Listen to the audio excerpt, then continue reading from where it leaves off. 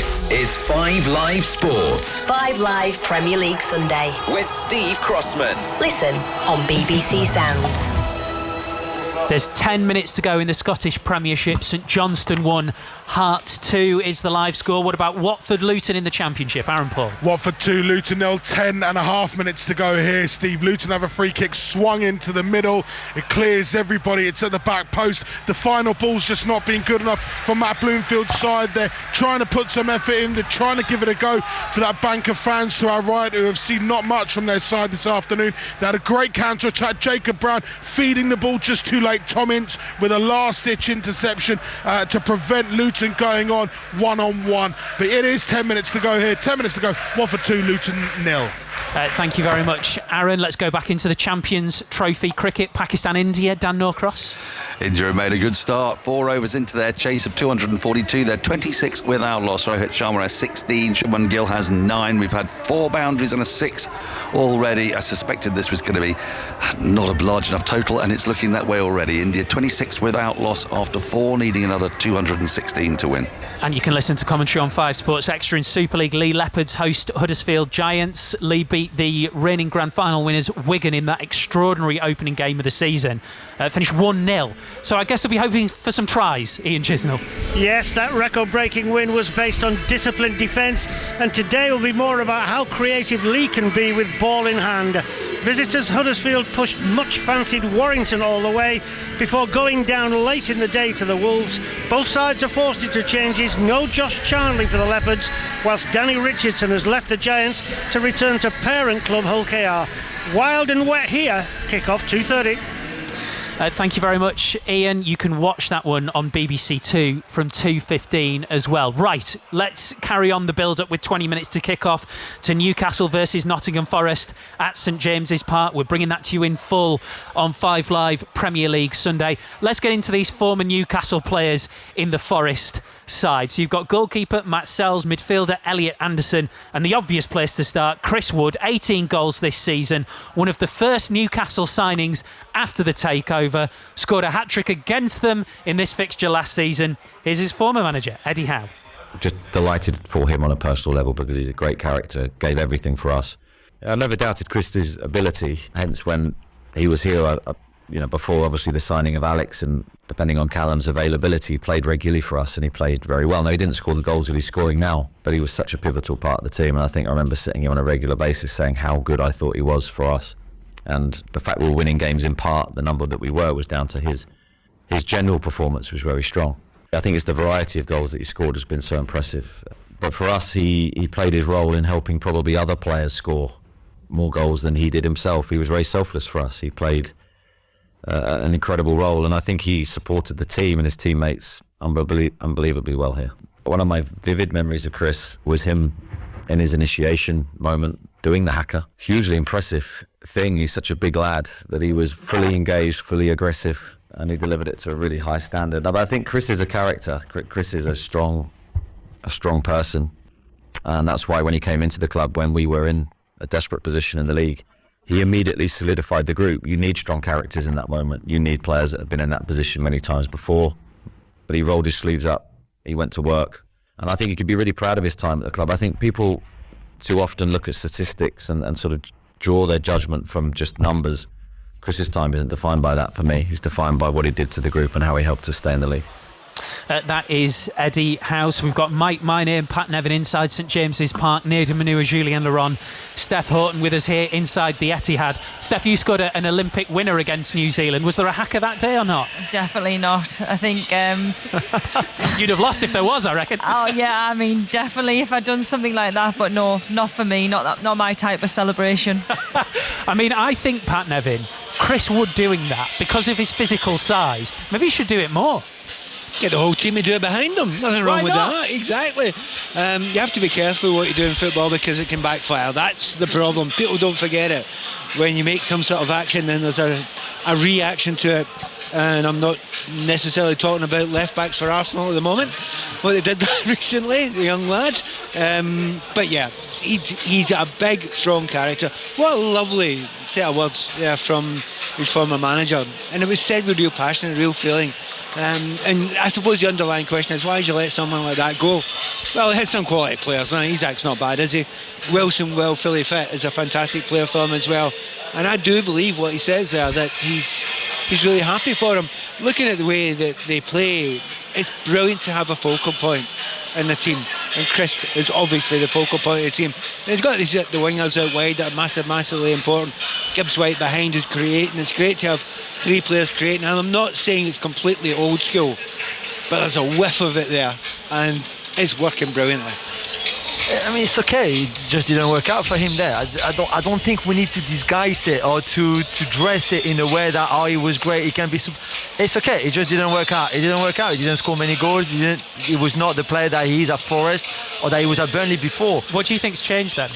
I mean, the style of football. I think Chris Wood works in a team like the Daesh team at Burnley, where he scored, I think, 14 goals 2 seasons in a row in Premier or something like that. Like the Nuno style at Forest, the way they play, that's perfect for him. I don't think the Eddie Howe style at the time at Newcastle, especially when he arrived and they were bottom of the table, etc., just suited him. And that's okay. It's just fine. You can't always be a success everywhere. You can't always fit every style of football either. But we don't have to go into like, it was amazing for us. No, he scored 3 goals and 2 goals, and that's it. So no, it was maybe not great on the pitch, maybe better off the pitch. But he's certainly in a better environment there than I think he was at Newcastle, which again is fine. I agree in terms of Forest have a style of football where Chris Wood is able to play in the 18-yard box and he's able to occupy the 2 centre-halves, he's able to hold up the ball, and you look at a lot of his goals, he's scored some really good goals this season, but it's when he's in and around the 6, there's Alanga's crossing from Hudson-Odoi's crossing from Gibbs White's assisting him, and he can make goals for himself, but Forest have got the best out of him, and I think sometimes that happens with players. I think you're totally right. I think you look at the work that Isaac does for Newcastle. He's in the channels, he's up and down, he's caused a handful for centre-halves in a different way to Chris Wood. He's not really, he can play with his back to goal, but he's in and about making runs down the side and making it difficult for centre-halves. Sorry, go on, Nathan. No. I was just going to say, Pat, he's a winger's dream, isn't he? He is, but then the wingers are a dream for him as well, because that's exactly what he wants. This is what we're saying, that the player who wants to play in between the sticks when he can, so he'll get into that area, and he's a natural goal scorer when he gets into that area. And as we mentioned there, Gibbs White will create from that area, so he'll make all the right runs. The 2 wingers, they'll get down the line and sometimes come inside, and they will deliver balls, and usually quite quickly. But do not forget the full-backs as well. I think he's had a phenomenal season on that right-hand side there, and he defends very well. But when he goes a little bit further forward, he can deliver as well. And of course, we know that's the case with Nico Williams. So everything's almost gauged and set up to create opportunities from those sort of areas to a guy who that's his position, that's his raison d'etre. That's his unique selling point to finish those sort of chances. So it's lovely for him, and I have to 100% agree with Jules. Some players are they're fine players, but you've got to find the place and the system and the personnel that suit you, and he has found the perfect place. Are we thinking the system is more a case whereby they don't need to use his speed, whereas with Newcastle, essentially speed ends up being an important thing? Because for Chris Wood, for all the strengths that he has, you don't see him running away from many people. Yes, he can play on the shoulder and make good runs, but I think certain parts of his game, they seem to just suit the system better with the speed out wide. Because when you mention Burnley, when you mention Forest, especially under Nuno, I'm seeing teams that have to hit in transition, teams that don't have a ton of possession. And it's interesting that those managers in those moments decide to do it more so out wide with the threat that way. And Chris Wood can be who he needs to be in this side. But again, what's interesting is why has this not worked out for Awoniyi? Why did it not work out last year as well for the other strikers that they had? Why is it Chris Wood that fits so well in this particular system? I think his sense of where he needs to be at the right time is a lot better than them other players that you've mentioned. And I think as a centre-half, we've been there. When you have fast wingers, you've got to drop with the wingers. So then what do you do with the striker? Where does the striker go? And I think to take the Brighton home game, for example, you watch Nottingham Forest demolish Brighton at 7-0, and you think about the first 30 minutes of that game, Chris Wood hardly touched the ball. You actually watch it, it's a bit similar to Haaland at Man City. He never really gets involved and then build up plays, he never really gets involved right until the last minute when he's needed, and he scores a hat-trick that day because he's so patient, and I can imagine it being really frustrating to a point, but he knows his role in that team, and also the wingers know where he should be at them right times. I also think that Newcastle went to get him from Burnley when they were in a relegation fight with Burnley at the time, and they had that money because of the new ownership, and they just said, you know what, the best way to try to weaken Burnley is by taking their best player, and we said Wood had been on great form for Burnley in the Premier League, and they went and get him. Just on that idea, Mike, of needs must with signings, almost the opposite is true of Elliot Anderson, because I get the impression that if it wasn't for PSR, he would still be at Newcastle, and they never wanted to lose him to anybody, let alone Nottingham Forest. Yeah, and we heard Lee from the Chronicle earlier talking about that, didn't we? That they had to kind of sell players that Eddie Howe didn't want to lose, and Elliot Anderson is exactly that. His progression at Newcastle, they brought him through the Geordie boy, that that hometown story as such coming through, and it was just one of those that or maybe clearly to sell him there had to be an element of he didn't fully fit in Eddie Howe's plans. I think there's some other players they may have wanted, or more easily could have got rid of or whatever, but yeah, for whatever reason it didn't work out here, and he's back now, but maybe he could have helped Newcastle just take that little extra step this season, which they're now fighting for to get in the top four. So you've got those two. You've got Matt Sells, who's got the most clean sheets in the Premier League this season, all former Newcastle players. Newcastle starting the day in 8th place on 41 points, Forest on 47. So just looking at it, Pat, if Forest win today, they go up to 50. They would be 7 points clear of Chelsea in 6th. I was listening to Nuno Espirito Santo, and he was saying, this is the time, this is the moment of the season, this is when you need those big performances. It's an interesting mentality thing for Forest now, isn't it? In that they've gone from being this incredible underdog all season. At some point soon, if not now, it's going to be theirs to lose, which is different. They've never really looked as if they've had any space to breathe when they're up, in that top four. With Chelsea, as you say, faltering. With Newcastle, you could almost you don't knock them out completely, but you give yourself one hell of a gap if you manage to win this game today. So I absolutely agree with Nuno. This is gigantic, this game for them. It's and I think he's talking about this part of the season. Yeah. But actually, this specific game, if you manage to go somehow and win this game, which they are capable of doing, it gives you almost breathing space, which is bordering on unthinkable for Nottingham Forest at this time of the season. So you're right, they're actually on the cusp of it. By the way, I love the comment earlier on before, an analogy with Chris Woods and Haaland, and some people might sniff at that. No, I'm on side with that completely, 100%, because I watched Man City so many times, and Haaland just stands there saying, is anyone going to get the ball in at some point? You're going to go wide. Eventually they get the ball in, and there's 6 players standing around them. You don't get that with Nottingham Forest. Get it wide, get it in quickly, and trust me, there's hardly a centre forward on this planet who wants you to wait before putting the ball in the middle. I can tell you that from experience. Forest just can't have another Fulham performance like last weekend, because they are where they are, because they beat the team that they were supposed to beat, and yet they lost to City, they lost to Arsenal. Okay, Liverpool be an exception because they took 4 points off them, but still, at Fulham it was not the Forest team that we knew that usually does well against the team or certainly don't lose. And this is the key now. It would be amazing for them to finish top 5 and qualify for the Champions League. Of course it would. And for that, they need to keep that consistency against the team from their level or around them in the table, against who they've done so well so far this season, because of their style, their solidity defensively, all of that, everything that we mentioned already. But they can't repeat the bad performance that we saw last weekend. Can we just have a quick word, Nadim and Steph, on this whole game-by-game thing? Because as you'll know, in the media, it is one of those things you hear and it can be frustrating. And I understand that's how you win. You don't focus on the end goal, you take it one step at a time. However, at some point, realistically, in the players' minds, does that go out of the window when you can smell it? How far along are we talking here? Are you talking about these? So that's actually weeks? what I'm asking. Is it now? Is it 10 games to go? Is it 5 games to go? So I think with Forest, because they're new to this situation, in most of those players and them in recent history, I think the bigger thing really is how they'll be observing other games. All of a sudden they've got a real big interest in Chelsea, a real big interest in other teams that are around it. But for them themselves, it's like one game at a time, because they have to try and maintain their form. But the good thing for them, I believe, is that they're in great form. The way that they play, it doesn't need to change between now and the end of the season. If they can maintain good health and players be positive, because that winning feeling is such an astonishing feeling when you have it at this point of the season. they won't fear anybody because they've done well against everybody. They are where they are because they deserve to be there. So as a consequence now, they look at this weekend, Chelsea have lost the game. Well, how about this game being now? If we beat this team here at St James's, this affects Newcastle this way, this affects Chelsea that way. So it's not a case of like game done because they know they've got other fixtures ahead.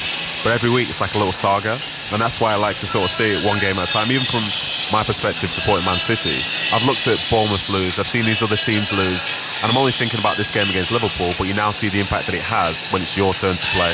So I wouldn't think too far ahead, but just enjoy every moment. And some players like really look into it and some players don't. I think you get some players that kind of just take themselves away from football and just go training, go home, do whatever they want to do. But then you will get some players in that dressing room that are thinking like Nottingham is, in terms of, okay, if we beat Newcastle, where does this put us? But I think overall, where Forest were last season in escaping relegation, they have been unbelievable this season. Even with the style of play, the players, you look at Gibbs White, you think of, he got himself an England call-up, he made his debut because his performance is playing in a way that they know that works. And I think that's the biggest thing for Forest. They know that what they do against any team in this league can potentially cause them problems. Yeah, for sure. And bigger picture, it's a privilege to be playing for something at this point in the season.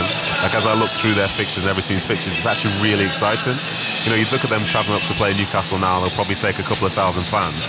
The next game's at home to Arsenal. Think about 20, 30,000 people, like, so keen to be in there, knowing what an impact that game could have, not just for their feelings now, but for how it affects Arsenal, how it affects the Champions League. It's just a brilliant time of the season. And trust me, some players don't even know who they play against after the game at the weekend, so they can't really think too far ahead. You can also, Pat, extrapolate this to the players themselves. Nedum saying there, you know, you do focus on the individual game, but you take more notice of what's happening with the teams around you.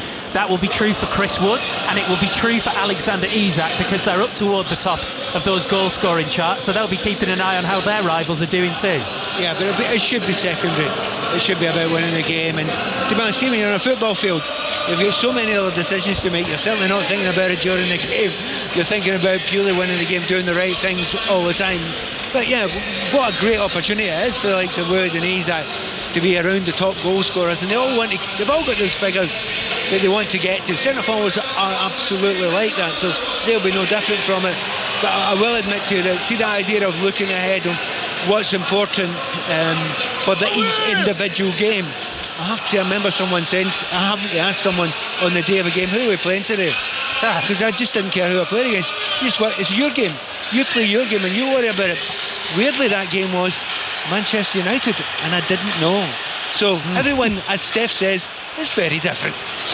Well, I can hear in the background they're off down the Scotswood Road toward the Bladen races, so it's almost time to hand you over to St James's Park. Teams in the tunnel, Newcastle versus Nottingham Forest, just a couple of minutes away. What about the cricket? India-Pakistan, Henry Moran. Massive game this, Pakistan needing a victory to keep their tournament hopes alive. India, though, have got off to a quick start in their run chase. They're chasing just 242 and a 49 for 1 in the 8th over. Rohit Sharma has been dismissed. A beauty from Shaheen Shah Afridi to rip out middle stump, but they're looking good. Shubman Gill in particular on 25, Virat Kohli is on 3, and India chasing 242, a 49 for 1 in the 8th.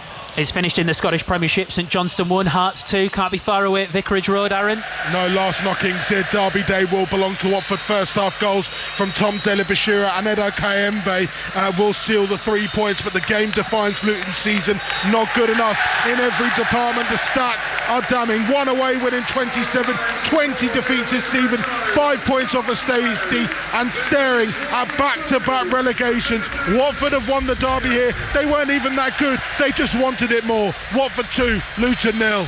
The cones are out here at the Etihad Stadium. Some of the world's media have begun to assemble with all of the kit covered in massive sheets on this windy day at the Etihad Stadium. Manchester City versus Liverpool coming your way at 4:30. That is the roar of St James's Park. Nathan, Steph, Jules, thank you all very much. Pleasure as always. Thank you. Nathan Manua, Julian Laurent, Steph Horton, who've been with us on Premier League Sunday. So much more to come from here at the Etihad, but now it's all eyes on St James's Park. Newcastle versus Nottingham Forest with Pat Nevin and Mike Minor. Thanks, Steve. Yeah, our kit covered here too, more to protect us from the rain that keeps threatening above St James's Park. The thick, heavy grey clouds whistling across the roof here as a huge banner is unfurled away to our right-hand side, floating across the Gallagher end. Black and white stripes, the Newcastle Star in the middle with the silhouette of the city skyline in it as well. Both teams out here on what is a big game. Both sides on Friday will have watched from afar the Champions League draw, internally hoping perhaps that they can be part of that next season. It makes the 3 points even more important today. But form hasn't been either of their side's strongest points at the minute. Newcastle have lost 3 of their last 4, Forest 2 of their last 3, so no better time to correct that. 3 changes to the Magpies. Dubravka, the goalkeeper, swapped with Pope again this season, although it's Pope's first appearance since the 4-2 loss at Brentford in December. Trippier and Tonali move to the bench. Miley and Livramento come in. Lewis Miley's first start of the season. So Nick Pope is the goalkeeper for Newcastle this afternoon. Livramento, Cher, Byrne and Haldy now changed back 4. Miley starts in midfield with Guimaraes and Willock. Murphy, Isak and Gordon, the front 3 for Eddie Howe's side. Well, Nottingham Forest were described as all over the place by Nuno Espirito Santo last week. He had a back 3 for the defeat to Fulham. He's changed back to a back 4 today. 2 changes. Morata is on the bench. Danilo out altogether. Dominguez and Hudson-Odoi come in. So Sells is their goalkeeper, the man with the most clean sheets in the Premier League this season. Aina, Milenkovic, Murillo and Williams now form that familiar back 4. Dominguez, Gibbs, White and Anderson, the former Newcastle man in midfield. And it's Elanga and Hudson-Odoi also shielding either side of the Forest striker, Chris Wood. Once of these parts, but last year came back here and scored a hat-trick. 2 informed strikers, no better time to find that form again. Yeah, and you expect a game of the way they were lining up to provide chances and probably goals as well. Usual thing, I have to say at this point in time, lots of teams doing this now. They should have been doing it for years. They have been turned around, Newcastle. They are not facing their preferred way, and that has annoyed a few Newcastle fans. Are you superstitious? I would always do that every time. If I would win a toss, I would always change the home team round to make sure they aren't shooting the way they want to shoot in the centre. Getting their heads nice and early, so Newcastle will kick us off, but there will be left to right in the first half, shooting towards the famous Gallagher end, away to our right-hand side, that single-tiered stand that goes so far back. And proceedings begin. Newcastle black and white vertical striped shirts, black shorts and black socks. Forest in their changed away strip. It's the sky blue shirts, white shorts and sky blue socks. They are from right to left, attacking the end where their fans are housed, right in the gods here at St James's Park. And an early venture forward for the home side, using Anthony Gordon, whose birthday tomorrow. He'll turn 24. Cross will come in from the left-hand side. Will it? No, it's held up by the byline. And back towards Gordon, who's level with the penalty area on the far side, Newcastle's left. Here's Hall. Back to Gordon, flicks it infield for Lewis Miley. Heavy touch, and that just allows Nottingham Forest to nick in, and they'll be able to clear the ball. Intriguing to see Nottingham Forest just sit back immediately. You know, Newcastle get the ball. They won't press them. They've got Wood up front, but they're saying, yeah, come on, Chuz, if you like. We'll break on you. You suspect large part of this game will be played in that way, but it's not something that Forest generally worry about. Easy throw in from the left-hand side, just finds Anthony Gordon. Is Tony Livramento starting today, came off the bench last week in that disappointing defeat for the Magpies at the Etihad Stadium against Manchester City, that 4-0 loss. Eddie Howe saw him after the game, was very disappointed and very solemn in his mannerisms. Post-match, his side did not show themselves, he said. Lewis Miley on the halfway line, to the right-hand side, Fabian Schär. And back to Nick Pope in goal today for Newcastle United. Yeah, and as I say, if you're a manager, sometimes there are difficult decisions to make. And you know what? You always make them with your head, never with your heart. Down the left come Newcastle, the far side. There's a trip on Lewis Hall. The ball runs over the byline far side, gives Newcastle United the corner instead. Good work back there by Elanga. And he's going to have to do that. I mean, I do rate Oleana really, really highly, but you don't want to leave Gordon one-on-one with anyone at all. So hard work to be done by those wingers for Nottingham Forest. It will be Gordon to take this corner, far side the left for Newcastle United in front of that Gallagher end, as Nuno Espirito Santo in his winter coat, hands in pockets, watches on away to his right hand side. We do the same. Gordon's corner in at the near post, flicked on. It comes to Isak, who tries to hook it back into the middle of the 6-yard box. Forest are able to clear it high up into the air, bring it down through Morgan Gibbs-White as they now look to set themselves on the counter-attack. He plays it behind Callum Hudson-Odoi. Newcastle have the possession back, but Isak unmarked at the back post. Yeah, Isak, it was a really tough chance there, but you thought he actually might get that on target, even though it was a volley, really high, almost shoulder height. He got his leg up to there. But also, look at the break from Nottingham Forest. As soon as he got the ball there, we got Gibbs out in the ball. Flying ahead of him was that man, Callum Hudson-Odoi, and there was a big smile on Odoi's face when he didn't get the ball, as if to say, that's the plan, that's what we're trying to sort out. It's worked on numerous occasions for Nottingham Forest this season, sitting third in the Premier League. Actually faced more shots than they've had themselves. To be so far up in the table seems a little bit bizarre, that statistic, but more defensive work to be done here. They are sitting back early against Newcastle United. 0-0 after 3 minutes. St James's Park, the first of two commentaries this afternoon on 5 Live Sport, as the cross comes in from the left-hand side, hanging in the air. And Matt Sells has dropped it behind for a corner. Well, it looped just in line with the crossbar, came back into play almost, and Sells did not do what he wanted to do with that ball. No, tough one anyway. The angle was really unusual. It came in it, but I'm just looking at the flags right in front of us on top of the stand. There's a fair bit of wind up there, so that might have contributed to he's looking a little bit unsettled there. Yeah, at times those flags look like they're going to rip away from the poles. There's 5 of them above the roof on the far side of the ground. 4 minutes played, 0-0. Newcastle corner right hand side, outswinger low along the ground from Anthony Gordon to the corner of the penalty area where it finally was hauled, then dinked in by Anthony Gordon first time. It sails behind for a goal kick. It's a wasted opportunity for Newcastle United. Not the best moment there for Anthony Gordon, but it won't affect him at all.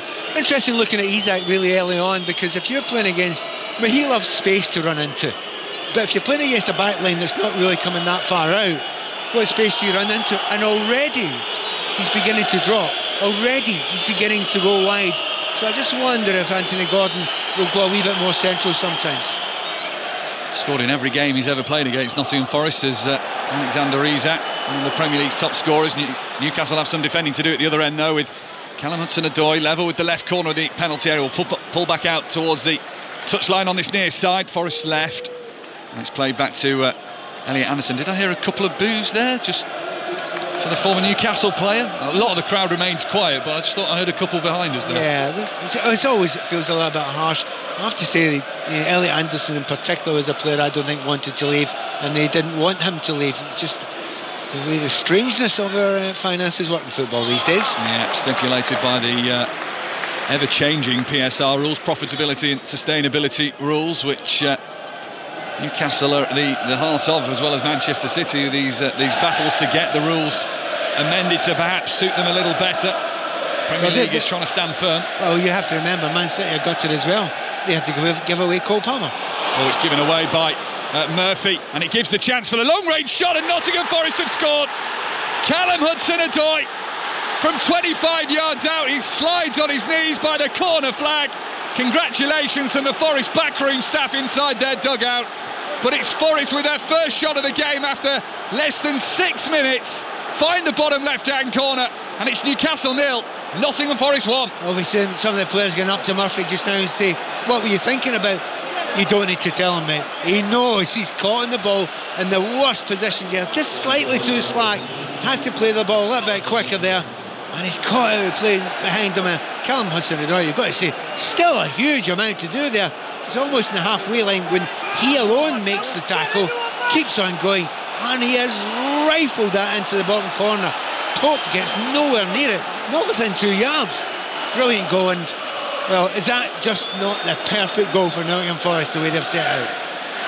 Pounced on by Hudson-Odoi with the mistake from Murphy, and a low right-footed, ever so slightly curling shot into the bottom left-hand corner, and Nottingham Forest, as they have done now for a 20th time this season, score the first goal in the game. And in their remarkable season of trying to secure Champions League football, it's just taken another big step forward as the foul is given in the centre circle. Chris Wood just leaning in a little too hard on Dan Burn, so that must have taken some force to send Dan Burn down to the deck. Two very tall players, two very built players. And two players who don't go rolling about generally unless they're hit, it has to be said. Just a moment ago, Isak should have got a free kick on the right hand side as he attacked. Newcastle fans were furious about that, so the referee was always going to give that free kick.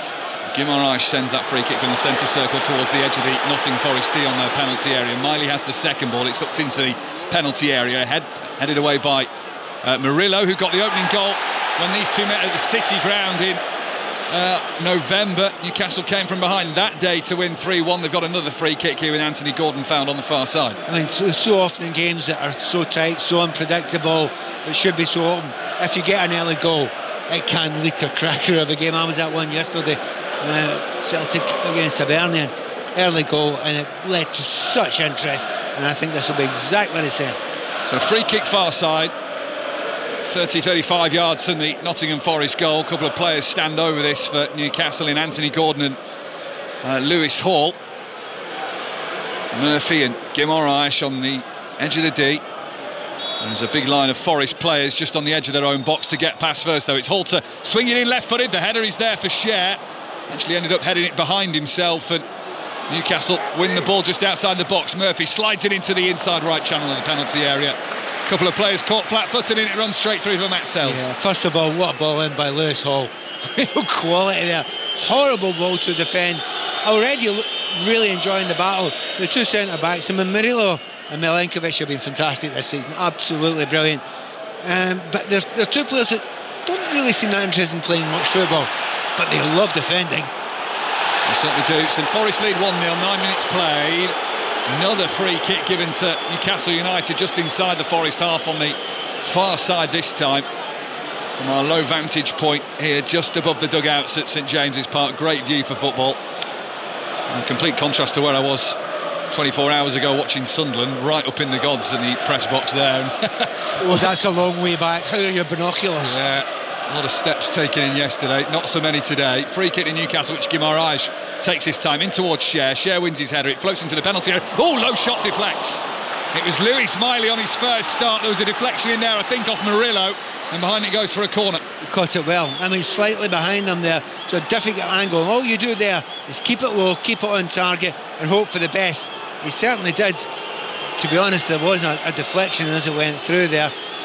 I wonder if it wasn't off a Newcastle player, so the assistant referee and the referee got that one right.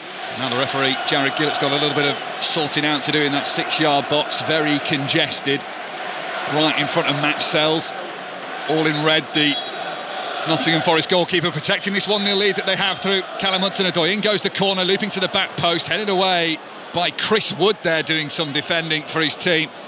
Jacob Murphy first to the loose ball, pass back into his own half for Livramento, completes the set by going to Nick Pope. Yeah, but how dangerous did they look on the break? Absolutely fantastic. You can imagine the training sessions every day, every week.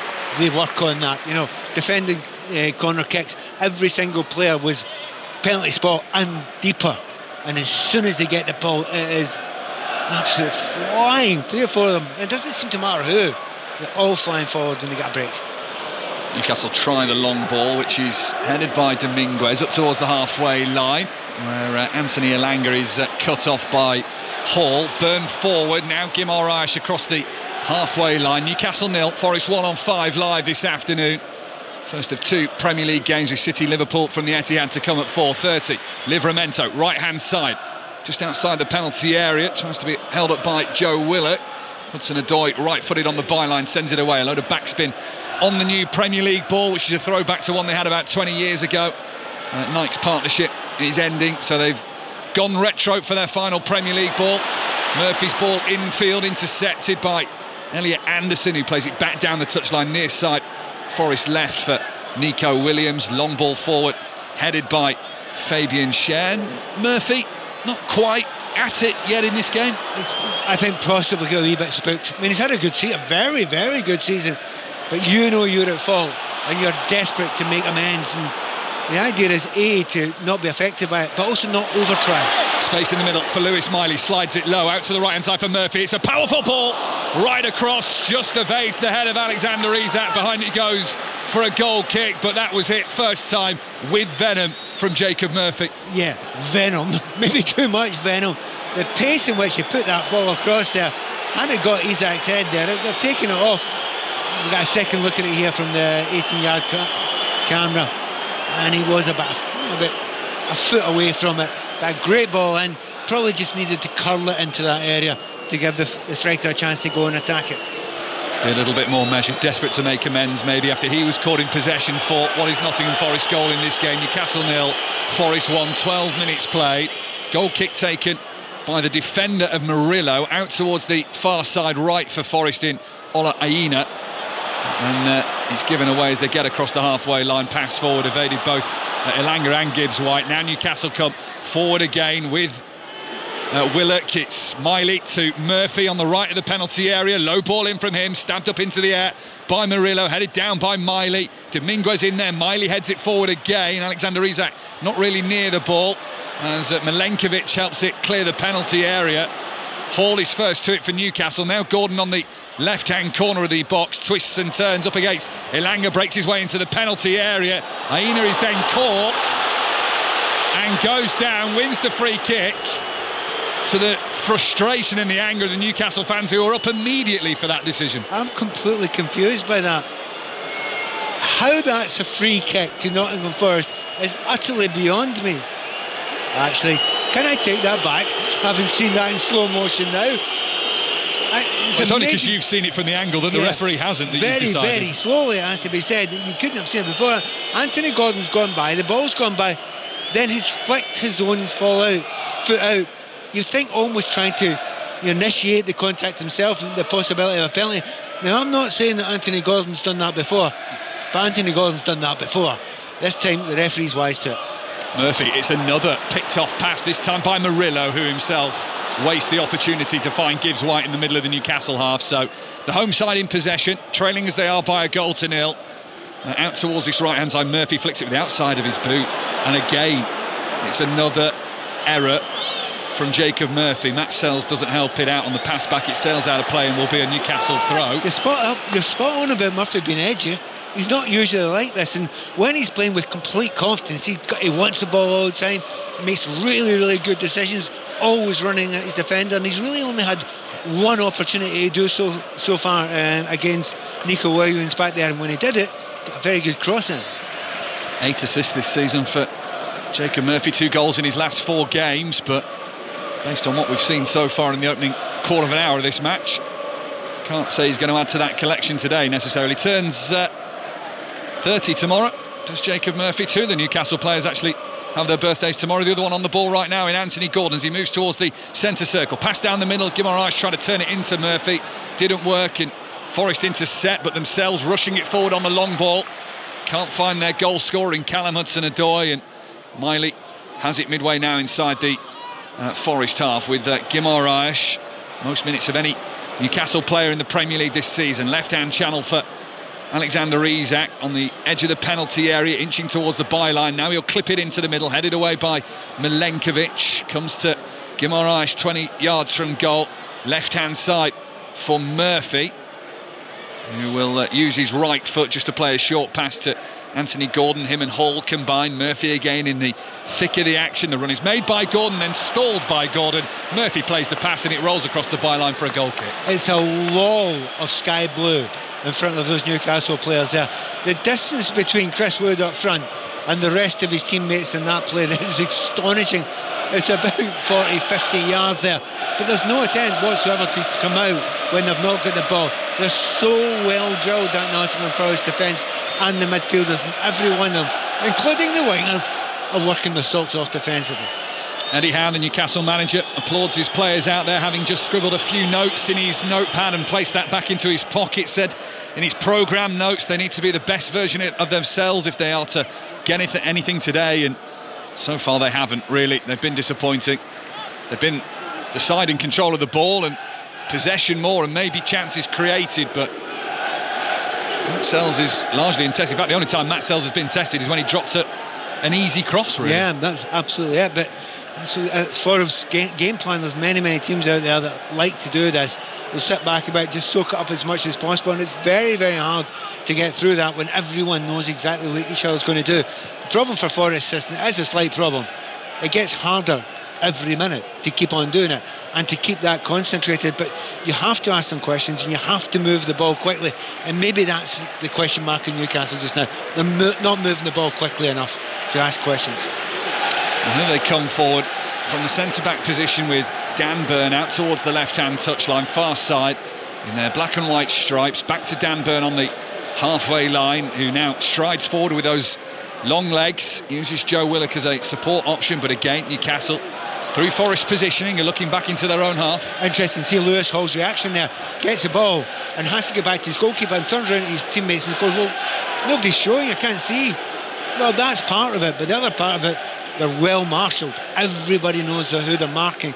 They all know their positions, those Nottingham Forest defenders, and so far Nuno will be absolutely delighted with what he's seen. Only lost one of 19 games this season where they've scored first. Nottingham Forest, that was though against Newcastle United earlier this season, 1-0 up and lost 3-1. Here's Dan Burn, left-footed pass across his defensive third to use Fabian Schär. Murphy comes deep on the right-hand side to offer his support, then plays a lovely arcing ball which Livramento can get on, pulls it across goal. Gordon's arriving, slides in and doesn't connect cleanly, and that allows Aina to clear away, but that is a big chance for Newcastle, who win the ball back and are now looking on the left of the penalty area again with Lewis Hall to the byline, ball in, blocked by Milenkovic and then smashed away by Ola Aina. Right, they're not finding any ways past if they stay static. We're talking about people moving in unusual positions and moving the ball quickly. Your fullbacks, both of them now are getting forward. Livramento, brilliant positioning in the underlap there, and Hall's beginning to do it as well. And Murphy played a great ball to Livramento, his best of the game so far. Murphy, who's been out of sorts, and then follows that up on the edge of the Forest penalty area, trying to play it out to Hall on the far side, and it's intercepted by a Forest man. It comes back though at the visitors, who lead by a goal to 0 after 19 minutes. Tricky play from Gordon, volleyed out of play by Milenkovic on the crossing. Yeah, if you're Newcastle, you've got to get down the line. You've got to get those full-backs down there, because any balls in from distance, it's going to be tough. The two centre-backs in there don't lose much, do they? Those two Nottingham Forest centre-backs. Always helped give Matt Sells 10 clean sheets this season, the most of any goalkeeper. Liverpool also have had 10 clean sheets this season, but obviously Kelleher has been a part of that as well. Now Anderson breaks free from the edge of the Forest penalty area away to our right hand side, straight up towards the halfway line, where Elanga just gets a little nick on his ankle as he's running forward. Fair, says the referee, with the ball won first, but it just put Elanga off his stride and Newcastle back in possession. Great play by Lewis Hall though. He's the left full-back, but he's almost in the right full-back position. Seeing that a danger was developing there, goes over and makes the tackle. And Forest have won it back in the centre circle. Gibbs White streaming down the middle, had two over to his right hand side. Clever from Alexander Isak, just poked the ball from behind him, and it's run on through to Pope, who gets it clear. Well, it had to be good, because it was him that gave the ball away. Very, very similar to the goal they lost with Murphy, but this time Isak got back in time. Gordon tackle on the touchline far side, gives Newcastle United a throw in. A Newcastle side that start the weekend 7th in the Premier League, 3 points outside the top four, 6 points behind Nottingham Forest, but as it stands there'll be a 9-point gap between these two. Come 4 o'clock-ish this afternoon, Gordon, aimless first time ball, he's caught late, wins the free kick. That ball was going nowhere, only into the penalty area for Matt Sells, but gives Newcastle the opportunity. I think the Newcastle fans are getting a little bit miffed at the moment. There's been quite a lot of fouls now. A few of them being quite late, a little bit cynical, just not vicious and just nasty. Leave your foot in there a little bit, and I think the referee might have to start noting that at the moment, because there's just one or two too many. Yeah, no yellow card yet from Jared Gillett. So Newcastle free kick, left hand side of the field. Floodlights shining down from the roof on what is a grey day here in the northeast. Forest have everybody but Callum Hudson-Odoi, their goal scorer, inside the penalty area. Hudson-Odoi is a one-man wall, and even him is a yard out. Newcastle, Isak, Willock, Burns certainly share two in the penalty area as Hall sends the ball deep again. Easy header at the back post of Guimaraes, and it bounces a couple of times. Isak can't bring it under control. Willock moves out of the penalty area on the left-hand side. Another delivery in from Hall, comes to Miley, wants it on his left foot! Lewis Miley on his first start equalises for Newcastle United. celebration. That's got them back level. Left-footed low into the bottom right-hand corner. Newcastle United 1, Forest 1. Well, he's had a sighter just before that. He got a deflection and went out for a corner kick. But Miley takes amazing positions in the number 10 role. And when that ball came to him, there's a huge amount to do. First touch, magnificent. Takes it out of his feet and does not panic. Gets it on target there. Just having a look to see if there's any offside. I couldn't see it. But well done, Miley there. Just looking for where the space is. Good players always wait to see if space develops. He gets it in the corner of the box and it goes into the corner of the net. 1-1. His first goal since September 2023. You can watch it tonight, Match of the Day 2. Mark Chapman, Joe Hart, Troy Deeney, BBC One from 10:30.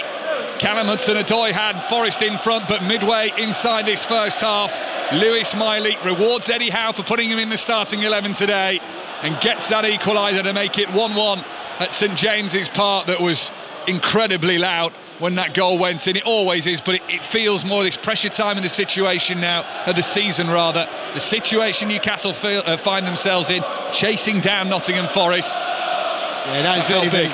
And also special. They love it when it's one of their own. As they sing that in the background before I got the line out there. But we were having a conversation beforehand about Tonali not being playing. And my suggestion was, it may well be that it's just nice Lewis Miley's doing better at the moment. I do rate this kid as a fabulous, fabulous hope for, basically domestic football, not just Newcastle United. He's a fabulous player. So Newcastle level at home. They've only won 6 of 12 matches this season.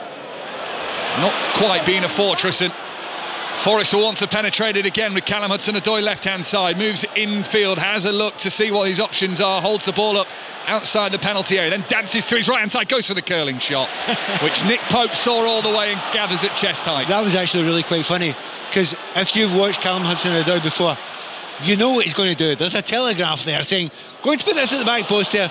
I think Nick Pope had received it. Nice back heel from Alexander Isak, and Newcastle are into the penalty area. It deflects. It's going to be an easy finish for Jacob Murphy. And in the space of 2 first half minutes, Newcastle United have turned this game around. Jacob Murphy will not have an easier chance. Bundles it in from a yard out. Scores on the day before his birthday. And it's now Newcastle United 2, Nottingham Forest 1. Yeah, brilliant break left-hand side. Lewis Hall, once again, talking about the fullbacks getting up there. I wonder if he actually touched it on the line there. It's one of those ones where if you touch it, you might be offside. So we've got another view of it coming up here. Great breakdown there. Lewis Hall's been absolutely superb. Tries a cross there. The ball's clipped off. And I think, someone's bundled it in. It's hard to see who it is there, but it doesn't matter. Is it Murphy? Yes, it is. And do you know what? I think he scored that with his hip. Yeah, I think he did. It's not the most conventional goal. The ball from Hall deflects up. That carries it over Matt Sells. And then at the back post, racing in Jacob Murphy. Right thigh, maybe? Maybe a higher than thigh. I'm trying to be subtle here. Well, let's say at the start of the game that if you score an early goal in games like this, sometimes it just opens the game up. It can lift it. And here we are, 26 minutes in, 2-1, and the suspicion there could be more. I have a feeling you might be right there. Pat Nevin on BBC Radio 5 Live, Sunday afternoon, live from St James's Park, which is now a different place altogether. Fans have just been on their feet with their arms aloft in the air. As Newcastle now take a step closer to the top 4, and Forest season that's faltered of late just has another little stumble. Ball cleared out of play, bounces over the dugouts near us in the press box for a Forest throw midway inside the Newcastle half, left hand side for Nico Williams, cushioned down from that throw in by Dominguez. Now Murillo just stalls the ball under his left boot and then works it down the line. Here's Hudson-Odoi, Williams, Anderson infield, a couple of touches close to his right foot and then into the centre circle for Milenkovic. Forest here having to regather, having conceded 2 quick goals. They play it out for a throw into Newcastle on the far side, and Newcastle are not giving them a minute to think here under pressure. On that far side was Nicolas Dominguez, and As the ball is played back to his goalkeeper, Matt Sells, it goes out for another Newcastle throw. What was intriguing when you think back about it, that second goal in Newcastle, Forest got a little bit carried away after the equaliser and pushed forward. And Newcastle did to Forest exactly what Forest were trying to do to them. The break was lightning quick, and that left-hand side, the understanding between Hall, particularly Hall on the left-hand side, that he's got with Gordon is special. But it was Hall's driving run then. As I say, if the wingers aren't getting past and they're getting double-teamed, make sure the full-backs go too. They're off again here, Newcastle United. Flag stays down for now against Alexander Isak. Gets towards the byline, left-hand side, just out of the penalty area. Lays it back to Hall. Hall's cross in. Oh, big call for handball there from the Newcastle players and the fans who are up in arms against Ola Aina, right just inside the penalty area. But now there'll be a decision. Ball's gone out for a throw in. Jared Gillett's just held it up here. I think he's definitely handled it, and his hand is out. It's on his, just above his elbow. I'll tell you what, I've seen them given. Absolutely 100%. I have seen them given. Yeah, he jumps, the right arm is raised, hits his tricep, and VAR, Peter Banks, the VAR official this afternoon, is going to give this a good look. It's out from the angle of his body, not massively out, but it is out. I think it'd be very, very harsh on him. But I won't be shocked if they give it. The announcement's made across the stadium. The screens show they are checking that possible handball. Lewis Hall's cross, left-footed from the left-hand side of the field. Aina's jump, starts to turn his back on the ball, but the arm is raised. I think the referee's got to look at it. He's made the decision. Now, if he's seen it, and that's what he saw, and that's fair enough, but give the referee a wee chance. Come over, have a look at it. But to me, by the letter of the law, it's a penalty kick. Like you say, they've been given, haven't they? Yeah, morally, it sounds really, really hard, because he's not deliberate, but it's... Well, he's not giving it. He is. Sorry, he's going to the screen on the far side. Exactly, which is the correct thing. He should go to the screen. So far, VAR correct. Letter of the law, I think that's a penalty. So the referee didn't give it. The on-field decision is no penalty. So now what VAR will be talking to Jared Gillett, Peter Banks will be having that conversation. Is this a clear and obvious reason to overrule the referee's on-field decision? Usually, when they go to the screen, it is. I'm struggling to see a way you can see that's not a penalty. You feel so... It's so sad, but it's the rules of the game. I mean, it doesn't matter if it's deliberate or not. He's turned his back on it. You know, he's no idea where the ball is there. There is a wee distance between him and the ball. It has to be said. It's not as if it's come from a yard. Well, the whistles are for the frustration from the Newcastle fans of how long this is taking. Jared Gillett is stood with his hands on his hips on the far side of the field.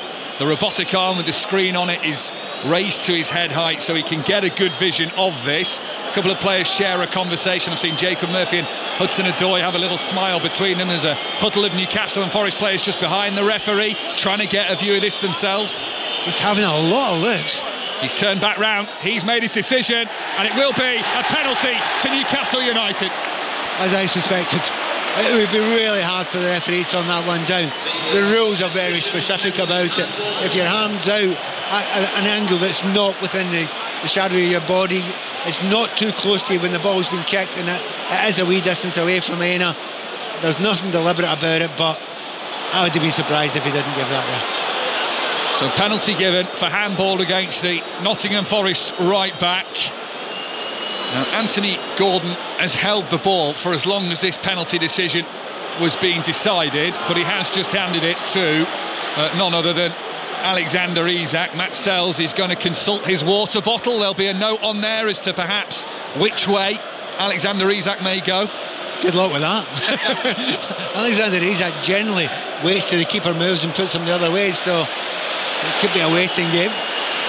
Newcastle United, who were 1-0 down early on in this game through the goal of Callum Hudson-Odoi, they have since turned it round to lead by 2-1. Lewis Miley and Jacob Murphy the goal scorers, and now, just like they did earlier this season, they have the chance to turn 1-0 into 3-1. Newcastle United. Alexander Isak stood so close to the ball, now takes 3-4 big strides away, make that 5 and 6, backs towards the edge of the penalty area, ready for this penalty then for Newcastle United in front of the Gallagher end. Isak, chips it down the middle, Matt Sells started to dive, got a palm to it, and somehow ends up in the back of the net. It could be a big goal for Newcastle United, no matter how unconventional it is, not only in terms of the game but their season too. And it is Newcastle United 3, Nottingham Forest 1. Well, what an unusual penalty kick that one is. Look, he's waiting for the keeper to move. He's waiting, and then he just dinks it down the middle. Keeper tries his best to stay. By the way, he came off his line a little bit anyway. But because Isak not only had it down the middle, but gave it a little bit of pace as well. That's what's got it for him. That is exactly what's got it. A tiny little bit more pace than the keeper can manage.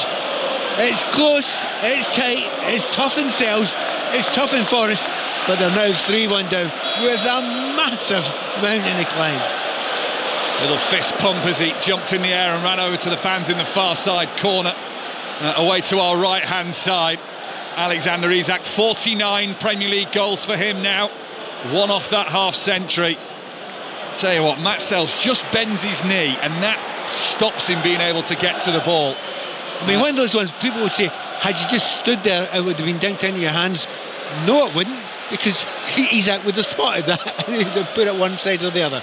It's so clever, side-footed from Isak. It's not a Panenka, but it's still got an element of dink about it. As Forest float the ball into the penalty area, bounces on through to Nick Pope, who gathers. Yeah, he's trying to figure out the difference between a dink, a clip, a lob.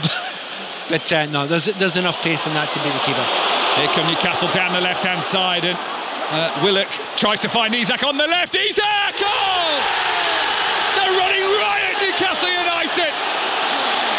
Isak on his knees in the corner flag. They've scored 4 as they chase down the top 4. Angle tight on the left-hand side. He rolls it into the bottom right-hand corner. What a remarkable turnaround for Newcastle. They lead Forest by 4 goals to 1. Do you know what? Every time Newcastle go forward, they look as if they're going to score, because they have scored just about every time they've gone forward in the last 10 or so minutes. I mean, great break there, and you get Isak on the left-hand side, a lot to do. Look, he's got a little bit lucky with the break of the ball there, because it's hit the defender and looked over Sells. But if you're Forest just now, I mean, you never know what to expect. They sometimes have hammerings, they sometimes hammer other people. This actually, at this point in time, with 34 minutes gone, could get ugly. It really could. A Forest side that battered Brighton 7-0 might be on the end of a receiving hammering themselves. That is Alexander Isak's 50th Premier League goal. Yeah, fantastic player. I mean, he is a top quality player. Do you know what, oddly enough, it took his time to get started in the game here, because he was dropping a little bit deeper. But as soon as Forest have had to be drawn out a little bit since they lost the first goal, he will just find the space. He will just run into that all the time. And it's impossible. What a terrible situation for Forest just now, because they have to attack it. And as soon as they attack and leave any gaps at the back, every single Newcastle attacker there feels as if he can go and be part of this. Yeah, Newcastle fans are baying for blood as well every time their side has a sniff of getting into the defensive third of Nottingham Forest, who themselves are on the attack here. The fans want more. They could be on the break as Gordon tries to sail it down the left-hand side. Isak had already made the run in the middle. Forest pick it up. They're trailing 4-1, 10 minutes to half-time here. Let's get an update from the cricket. India, Pakistan in the Champions Trophy. Dan Norcross. Well, India are cruising. They're 100 for 1. They need just another 142 runs. They got 32.5 overs to get there. There's absolutely no trouble for them at all. The 1 wicket to 4 was a beautiful ball from Shaheen Shah Afridi in swinger that clattered into Rohit Sharma's stumps. But Shubman Gill is batting sumptuously. He's got 46 from 50. Virat Kohli is alongside him. He's purring beautifully, but well, we've just had a wicket. And it is Shubman Gill. He's just been bowled by Abrar. This could just give Pakistan a little sniff. Gill's going to go for 46. A good bit of bowling from the Pakistani spinner. He's undone Shubman Gill, and India 100 for 2. They're still very strongly placed. But my word, Pakistan needed that. 100 for 2, needing another 142 in 32 and a half overs. Dan, thank you. I think this is in danger of becoming a cricket score, Pat, isn't it? Yeah, it's very good. I like your link there. See what you've done. Lewis Hall's down just now, innit? I feel a little bit sorry for him, because he was just made a very good tackle and the ball was about to be cleared, and he took the hit and the kick. Nothing meant in it. There's nothing vicious in it. There's a really dull one in the back of his calf. But young lad, strong, he should be okay. But it gives Forest, interesting to see Forest now. There's been a stop and play here. There's, a minute or two. I would expect 4-1 down, problems all over the place. Get over to the manager, talk to him. A little bit of chat about what the system is, why it's not working just now, get himself sorted out. But at the moment, they've talked to each other as players. No one's coming over to the coaching staff to ask for any advice. Yeah, Nuno Espirito Santo during that break has just stood, arms folded, feet shoulder width apart. Shell shocked? Probably, yeah. I mean, his head is currently bowed to the ground a little bit. Eddie Howe in his shorter puffed winter overcoat, talking to Jason Tindall, his assistant, who's in a full tracksuit this afternoon. Newcastle 4, Nottingham Forest 1. Remember, Forest led in this game. 38 minutes on the clock. It has been a lively start to Premier League Sunday on 5 Live, with Manchester City against Liverpool to come from 4:30. Already in the Championship, Watford 2-0 winners over Luton Town this afternoon. And more live commentary this week in the form of the Women's Nation League. Wales against Sweden, Sports Extra 7:15 on Wednesday. Then it's England-Spain. A replay of the final from a couple of years ago. As Forest have more defending to do here. Murillo has to send it out of play for a Newcastle throw on the far side. So England-Spain, that's Wednesday, 8 o'clock, 5 Live Sport Plus. Will be at every Premier League game this week too. Fixtures on Tuesday, Wednesday, Thursday will be around the grounds on each of those nights, so you won't miss anything. As the throw-in is taken by Newcastle in towards Guimaraes on the corner on the far side. It is played in by Lewis Hall and behind for a Newcastle corner. We're talking about Murphy not having a lot of confidence before. Every single Newcastle player is utterly confident at the moment. Just watching Miley there. He was second favourite for a ball, 3 players around him. But he somehow managed to get his body. He's tall, slim, gangly. The way he moves with the balls, he's got a bit of the Cole Palmers about him. Not that type of player in every way of his play, but he is a really, really elegant player to watch. Newcastle corner, far side, the left, in by Gordon, looping right under Matt Sells, who pushes it away from just under his crossbar, and it leaves the penalty area. Jacob Murphy tries to be first to it. Ball runs across the touchline for a Newcastle throw. 5.5 minutes to half time, 4-1 up. Didn't start the best for the home side, but they have recovered, and they have only lost 1 of 11 games this season when leading at the break. Have Eddie Howe's side. Dominguez turns on the edge of the centre circle under a little bit of pressure, and then as he sends it to Aina on the right hand side, that was easy enough, but the pass back had Milenkovic struggling. And in the aftermath of all of that, Forrest had just floated the ball out of play on the far side. I just noticed Milenkovic there looking around his back line, patting his palms to the floor. Calm down. Yeah, I mean, you can panic. It can happen in these sort of games. Recently when they're 5-0 and the 7-0 for and against them recently. So weird things can happen in the Premier League when the confidence is either up or is it down just now. But one of the intriguing things about Forest, see the fullbacks, I like it when they get forward. Have you seen them over the halfway line? Not today yet. Here's Murphy getting forward on the right hand side for Newcastle. The cross is overhit, it's deep, floats behind, out of play for a goal kick. They'll forgive him just now, won't they? A couple of mistakes early on from Murphy, but you're forgiven anything when you're 4-1 up. And he scored. And he scored, and they're cruising a little bit. Yeah, it's okay, we don't mind. I might have got a boo earlier on. 3 goals in his last 5 games, Jacob Murphy. As Matt Sells tends to take his goal kick every Premier League game he's played in this season. Although it is now just 1 clean sheet, including this one, in his last 6 games. Forest are faltering at a critical stage in the season. They do still stay inside the top 4. They will remain there this weekend, but the pack is closing in on them. Manchester City will have that chance later on. Newcastle certainly doing so with this scoreline here. Chelsea not too far off either. Here's Livramento right hand side. Infield it goes to Jacob Murphy. 3 minutes to the end of the first 45, and Newcastle 4-1 up with Bruno Guimaraes 10 yards or so inside the Forest half. Out towards this near side, Lewis Miley, tall framed figure, plays it back to his centre back in Fabian Schär, and it's onto the edge of the Newcastle penalty area for Nick Pope. Well, I might sound slightly biased in favour of Lewis Miley, but I'm not as biased as Newcastle fans. Every time he touches the ball, they give him a round of applause. They absolutely love him here. Yeah, one of their own, as we heard them chanting a little bit earlier. Scored today in his first Premier League start of the season. His first goal for the best part of 18 months as well, and it was a big one to get Newcastle level in this game, having gone behind through Callum Hudson-Odoi. Jacob Murphy's got one, Alexander Isak's got two to notch up 50 Premier League goals for him this season. Here is Schär. Back to Nick Pope, back in goal today for the first time since December when Newcastle lost at Brentford. Martin Dubravka's played every game since. Dubravka back on the bench. Eddie Howe with some good decisions to make. I think there'll be tricky ones, but there'll be ones that he'll want to take, and particularly with a League Cup final on the horizon next month when they take on Liverpool at Wembley. Yeah, talking about decisions, quite often when we go back to the studio at half-time, Steve will ask me the question, so what did Nottingham Forest do? I hope he doesn't ask me this time because it's hard to say it.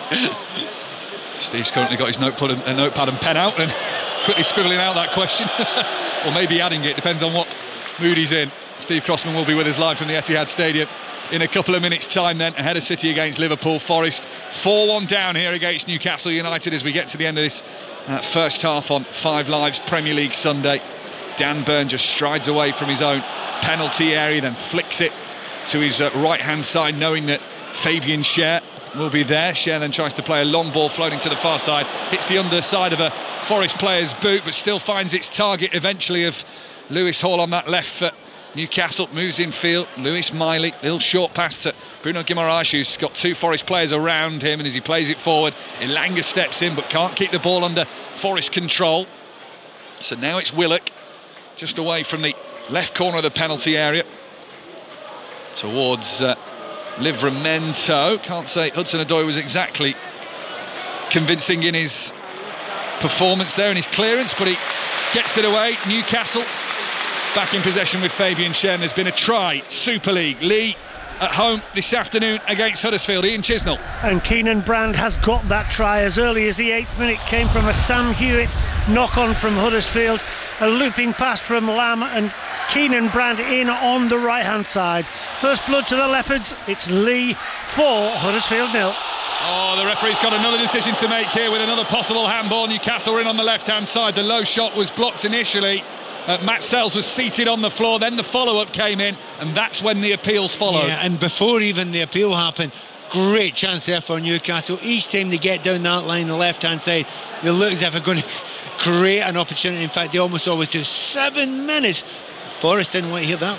In goes the ball from the right-hand side. Forest have won themselves a corner. Maybe they do want now 7 minutes of added time. It's one of those ones you want to get back in, but if they do get a goal now, just before half-time, I mean, it's a long shot, but it would give them some sort of base to work from if they could get some from here. Is this a first or second corner kicks up? The big men are up. They've got an opportunity. Corner on the right-hand side. Seeing the replays of that handball, doesn't look like it, although our camera angle was through a load of netting, so we might see that again later on. Forest corner, far side the right, then out-swinging delivery. Looking for that to Chris Wood, then the snapshot on the follow-up. It's still not fully dealt with, and now it's gone behind for another Forest corner. Isak's taken a clattering there in the penalty area and is down on the edge of the 6-yard box.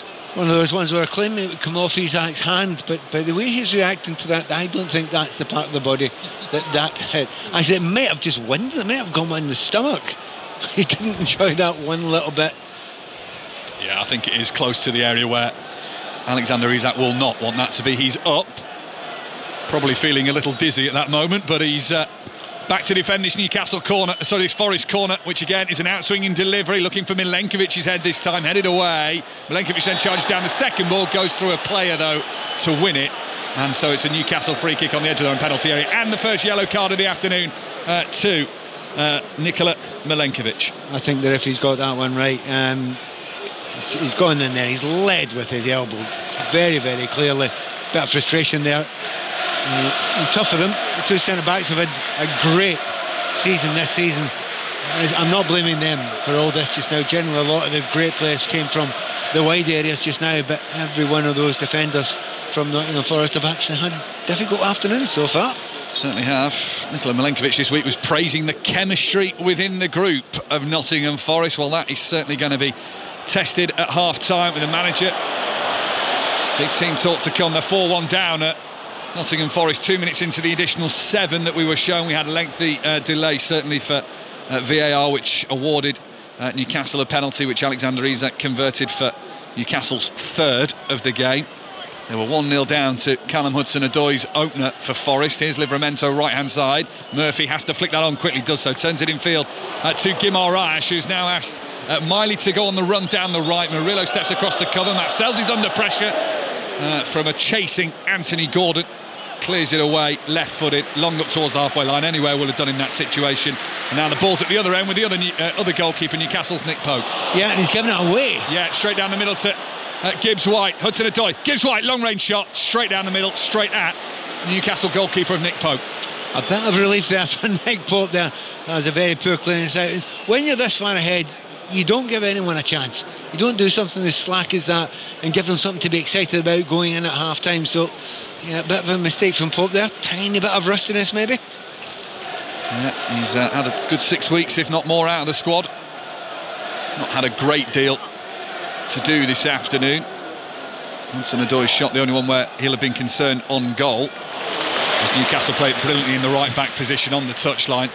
Get it clear to Bruno Guimaraes, who can't fire the ball in the middle, but Forest can't control either, and Gordon drifts it out towards the left-hand side for the run of Alexander Isak to try and take on Ola Aina, but he can't.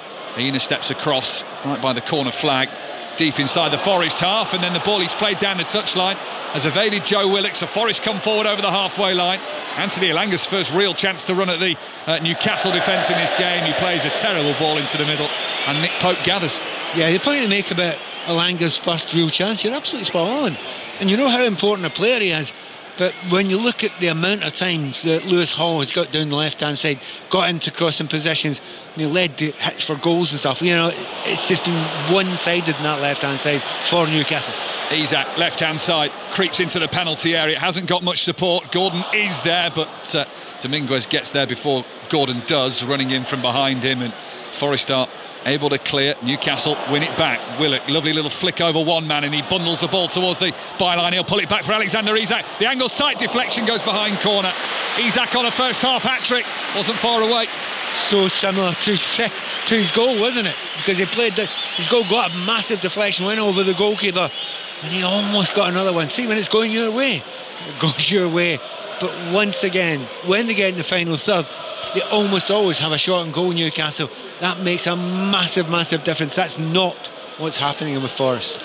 Can they get a fifth before half-time is the question. 5 minutes of the additional 7 gone here at St James's Park in this first half, where Newcastle lead 4-1. It is another Newcastle corner, this time far side the left, for Anthony Gordon to loop in, again under Sells, who flaps at it, manages to push it away, and he's given the free kick for being crowded out, as we so often see on goalkeepers. Yeah, but if you'd have looked at what else was going on in that area there, Elliot Anderson, his hugging match that he was having in the middle there, he's lucky not to be penalised for that. All sorts of madness, as there always is. So the referee could give anything to anyone in those situations.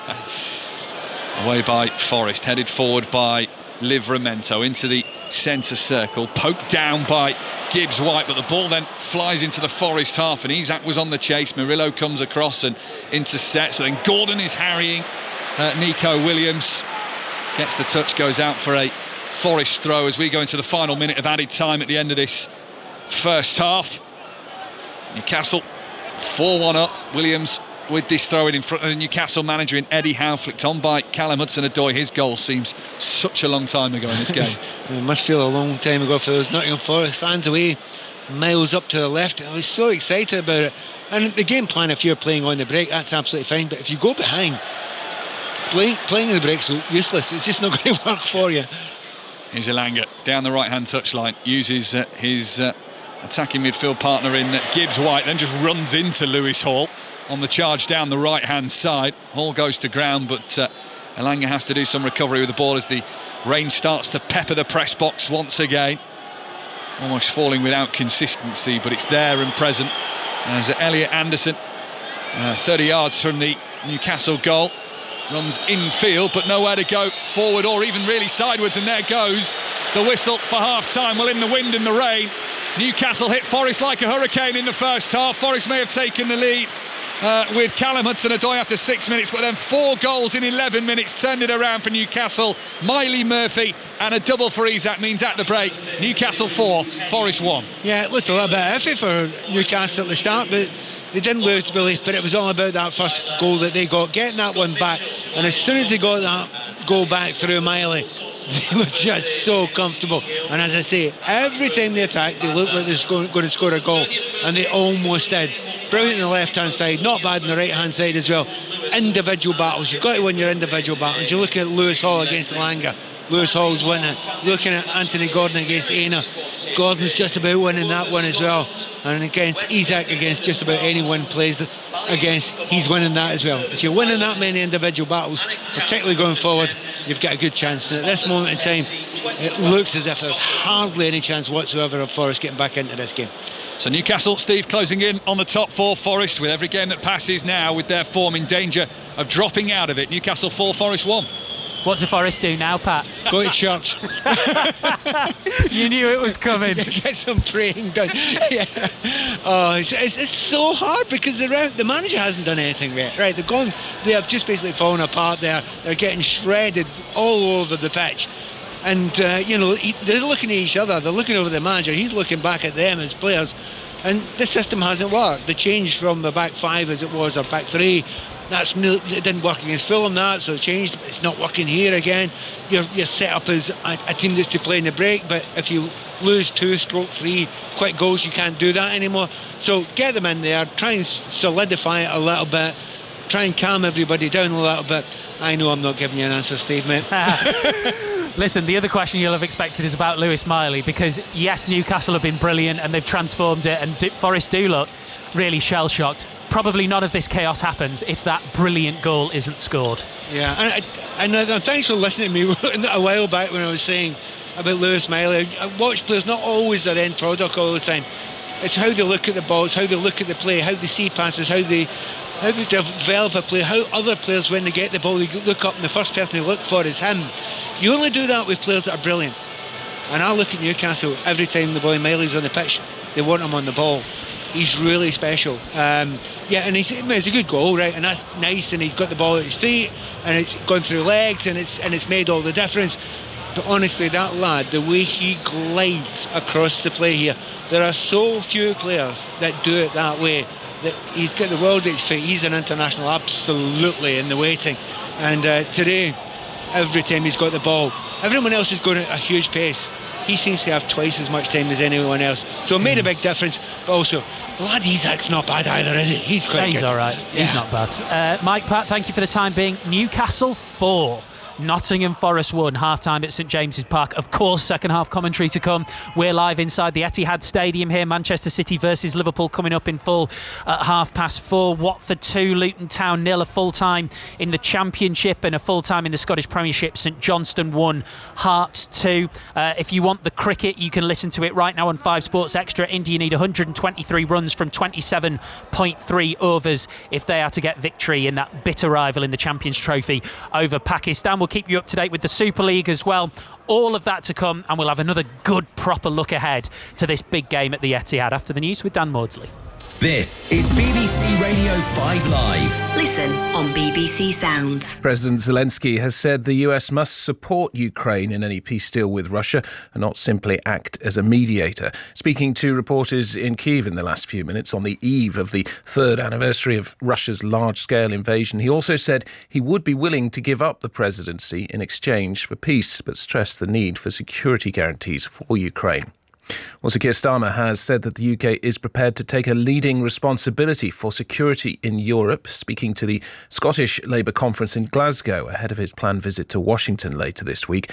The Prime Minister also repeated his insistence that there could be no discussions about Ukraine's future without Kyiv being involved, saying Britain must deepen its solidarity with Ukraine. It's not just moral urgency that demands this. It's also in our national interest. Russia already menaces our waters, our online spaces, even at times our streets. and the economic insecurity that the conflict has caused, the rising bills, cost of living crisis, that will only continue unless we have a resolution that is fair and stable for Ukraine. Israel has expelled the residents of 3 refugee camps in the occupied West Bank and stepped up its military presence there. A tank division has also been sent to the city of Jenin and nearby villages. Pope Francis has asked Catholics to pray for him as he remains in hospital in Rome. Instead of his weekly Sunday prayer, the 88-year-old published a message saying he was confidently continuing with his pneumonia treatment. An update from the Vatican said he had a peaceful night and was rested. Our correspondent in Rome is Sarah Rainsford. The statement from the Vatican this morning was short, but it might have been somewhat reassuring for Catholics around the world who are following the Pope's condition very, very closely, including here at St. Peter's. Up at the hospital where the Pope is being treated, there are Catholics coming to light candles, to bring flowers and to say prayers for the Pope.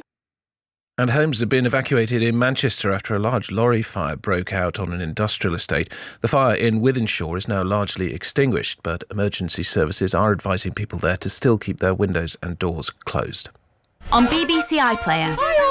From the award-winning creators of Motherland. My mantra is natural, simple. I'm actually reclaiming the word simpleton. Amandaland. I was a single mother too, you know. Well, your father went skiing a lot. Watch on BBC iPlayer. BBC Radio 5 Live. 5 Live Sports with Steve Crossman. Listen on BBC Sounds.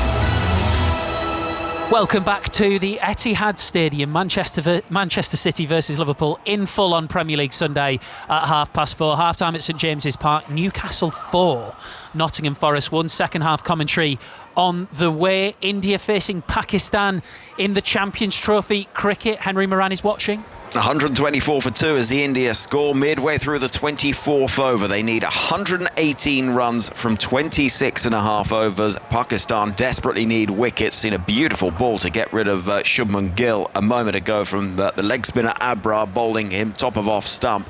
But they're going to have to find a way of breaking this partnership between Virat Kohli and Shreyas Iyer. If Pakistan lose this game, they're all but out. India can all but guarantee their qualification through to the semi-finals if they get over the line. 118 runs needed from 26.2 overs.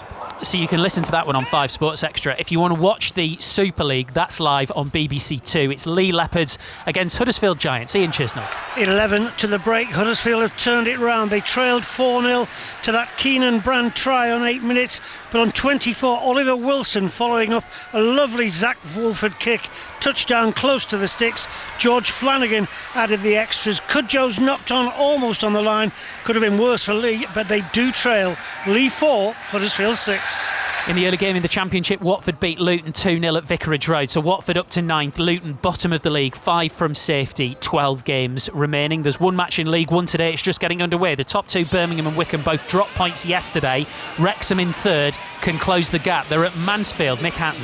Yes, Steve, a win for Wrexham today will close that gap on second place Wycombe to 3 points. That's as Wrexham look to bounce back from their defeat at home to Leyton Orient last time out. They'll be doing it against a Mansfield side on a really poor run of form. 8 without a win, 7 of those are losses, but not since 1984 have Wrexham won here at Mansfield. They will though fancy their chances. Mansfield have shipped 12 goals in the last 5 games, 9 of those coming in the last 3. As a result, 5 changes made by Mansfield boss Nigel Clough. It includes goalkeeper Scott Flinders in for Christy Pym. Changing goal also for Wrexham, Arthur Okonkwo back in for Mark Howard. That is one of 5 changes made by Phil Parkinson. It includes no place in the squad at all for James McLean.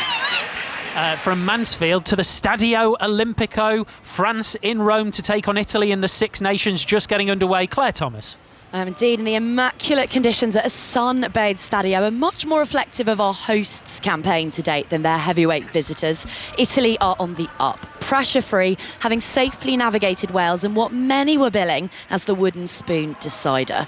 France, meanwhile, they're under a huge amount of scrutiny. They fluffed their lines badly in the Twickenham rain, and Fabien Galtier has wielded the axe accordingly, dropping some big names in a bid to keep their title hopes alive. If we get anything like the drama of last year's draw, we are in for a treat. We are here inside the Etihad Stadium then. We'll take you back to St James's Park when we're ready for second half commentary. Newcastle leading Nottingham Forest by 4-1. As I look to my right hand side, John Murray's table lamp, which will soon be trained upon his many notes, is currently trained on his half-finished dinner. Yes, and that with one eye, and with the other eye just having a look at the list of Premier League top scorers this season after Isak's couple of goals. Isak now level with Haaland on 19, with Salah on 24. So and with power to add, it sounds. And will Haaland have the opportunity to respond? I will tell you the answer to that in approximately, what time is it now? I'll tell you the answer to that in about 15 minutes. Okay, exciting. Dion Dublin is with John for commentary. Afternoon. Afternoon, sir. How are you? I'm very good. We've Julian Laurent is with us all afternoon. I accidentally said bye to you earlier and then I forgot that you. So okay. Apologies for that. He's like that, Jules. He always tries to get rid of you, Jules. He's out of order. Thanks, Dion. Great to have you on this afternoon. Bye-bye. That's Dion Dublin. More from him in future. I just think, Dion, regardless of whether or not Arsenal's defeat yesterday has removed a lot of the jeopardy from this game, give me Manchester City versus Liverpool in the Premier League at any time of any season. I'm here for it. Any day, absolutely. And you know what? Even though City are 17 points behind Liverpool, it makes no odds to this game at all. It's at the Etihad. It'll be bouncing. There's still a bit of a grudge match. This levels out for me, Steve. It just levels out, regardless of the form of City, regardless of the form of Liverpool.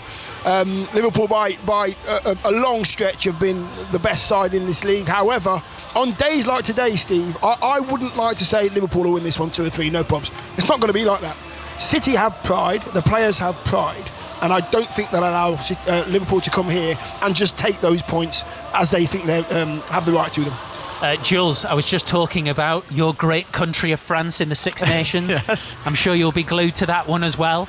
The old cliche used to be, when it was France in the Six Nations, which France will turn up? Yeah. Sort of applies to Manchester City today. It does a bit this season. We've seen them very good against Newcastle last weekend, for example, and then really shambolic defensively, especially against Real Madrid in midweek in the Champions League. They've been more bad than good really this season, especially since October, and this incredible bad run of result that they've had, a bit up and down, more down again than up. I agree with you on one day you would expect them to be able to compete, but really if you look at the big games they've played so far this season, they've never really been able to raise their level and compete with the best teams. They lost away at Liverpool comprehensively. They were battered at Arsenal comprehensively. The Real Madrid games, two different defeats, but still two defeats, where you wonder if they can really raise their level, especially defensively against a team like Liverpool. And that was just it. When Manchester City played Liverpool earlier in the season, back in, it was the 1st of December, wasn't it? That was probably the first time that I was at a match thinking, well, they'll bounce back here. We'll see the real Manchester City here, because it was at that time. And it didn't happen. Liverpool were comprehensively the best team that day. And that's just kept happening, hasn't it? With Wednesday being the latest example of that. Yeah, you're right. I think as a team, Pep is struggling to find answers, and it could be down to injuries, but also some of the leaders in the team not performing well. I mean, the first goal against Real Madrid, the first Mbappe goal, after 4 minutes, Ruben Diaz, a player of his caliber, who is a Ballon d'Or top 10, voted in the top 10 of the Ballon d'Or, one of the best defenders in the world, to get done on a long ball like this, it's just not acceptable. And a proud defender, isn't he? Yeah, you're right. And I think there's been issues with form, with injuries, but also Guardiola not really finding the answers, and maybe also not being able to find the extra motivation, maybe in a way, for the team to raise their level and be able to compete with the best. One of the things that excites me about today, Dion, is that even with Liverpool being as good as they are, there is a part of me that still has that this could be anything feeling. Yeah. Which is strange in a game of old Liverpool, who are so consistent. But the point is, they have been at this level, and we kind of know what Liverpool's high level is going to be.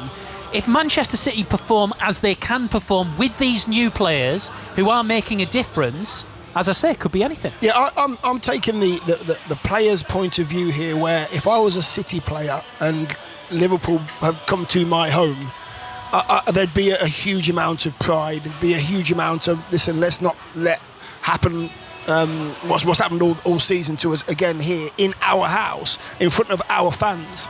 Liverpool should win the game. They're a better side this season. Liverpool should win this game by at least 1 or 2. If both teams are on it, Liverpool will win it, no problem at all. However, Liverpool can't be on it all the time.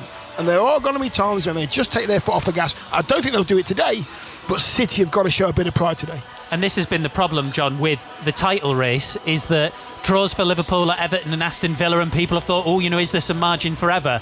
Well, in the last 5 games, Arsenal have still dropped more points than Liverpool. Well, precisely, and also from a Liverpool point of view, the fact that we thought that they were going to have a couple of spare midweeks around now because they weren't in that round of 16 in the Champions League yet. Obviously, the 2 matches have been rescheduled there, so the schedule has been as intense for them, and they have gone and were involved in that match at Goodison and involved in that match at Villa Park, and this promises to be another one. Much more build-up to come from here inside the Etihad Stadium. Manchester City versus Liverpool in full at 4:30. We're ready for the second half of Newcastle United Nottingham Forest with Pat Nevin and Mike Minor. Yeah, thanks, Steve. Newcastle at the minute, as this stands, level on points with Manchester City then 4-1 up as they are against Nottingham Forest. They were 1-0 down, turned it around in the space of 11 first half minutes, and getting back on track after a little sticky patch. They'd lost 3 of the last 4 before this one.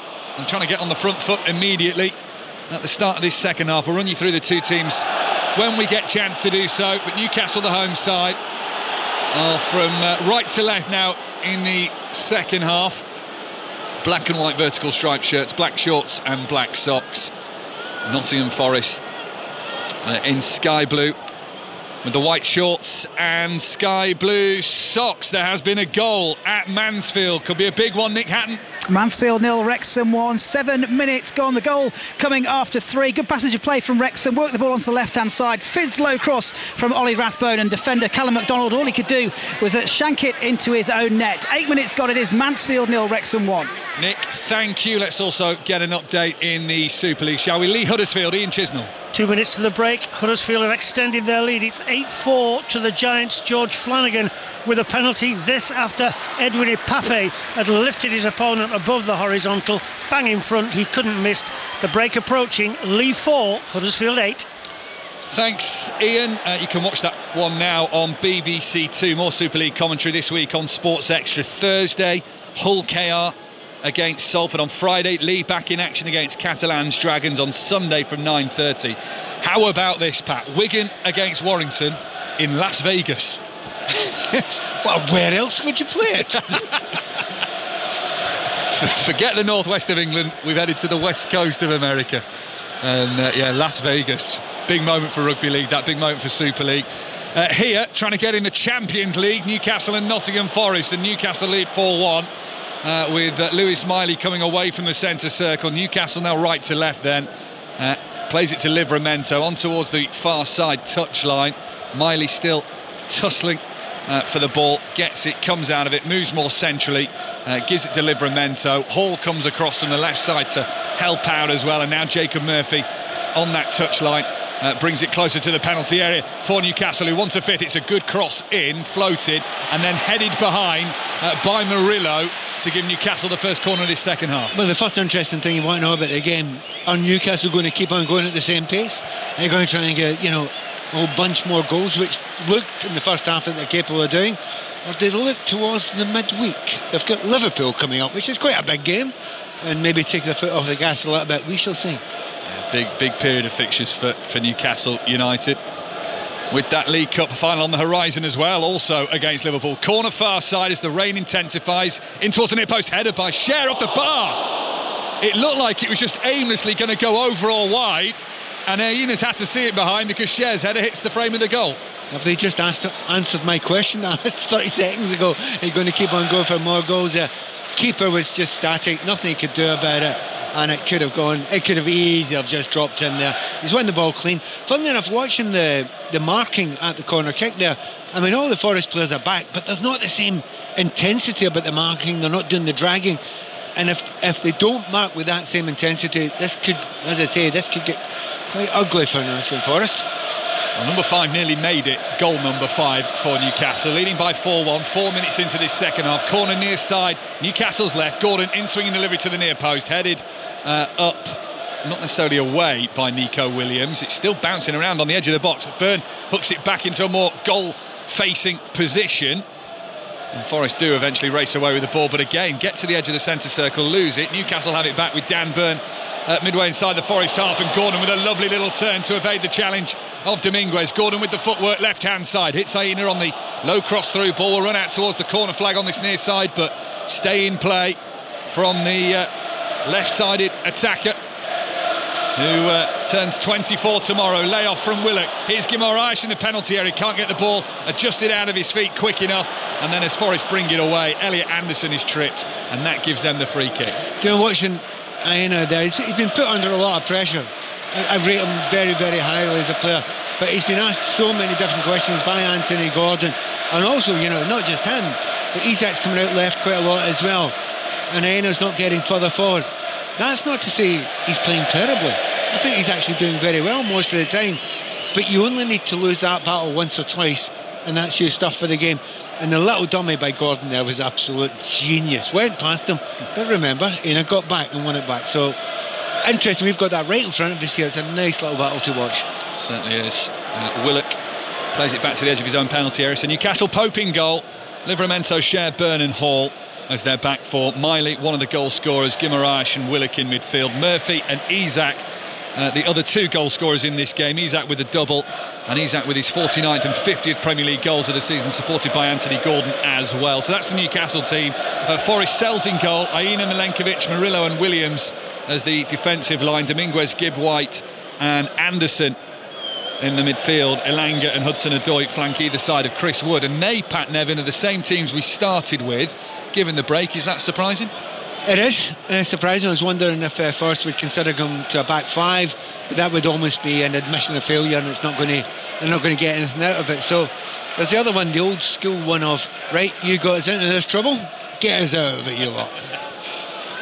Nuno Espirito Santos now unzipped his winter coat, but he's still stood with it on, with his arms folded. Nottingham Forest looking forward, trailing 4-1. Ball loops over towards the edge of the penalty area, headed away by Dan Byrne before it found Dominguez. Let's go for an update in the Six Nations with Willock fouled here, giving Newcastle a free kick. Italy, France, Claire Thomas. 10 minutes played, but nothing on the scoreboard at the Stadio Olimpico. After the sloppiest of outings against England, France need to make a statement today, but the errors seem to have travelled with them all the way from Twickenham to Rome, despite having the lion's share of possession. But as I say that, streaking away to score for the Azzurri's, Tommaso Menoncello off the counter-attack. Italy hit the front, kick to come, but it's 5-0 to the hosts. Italy looking for a 3rd Six Nations win over France. Claire, thank you very much. Half-time in Super League in Chisnell.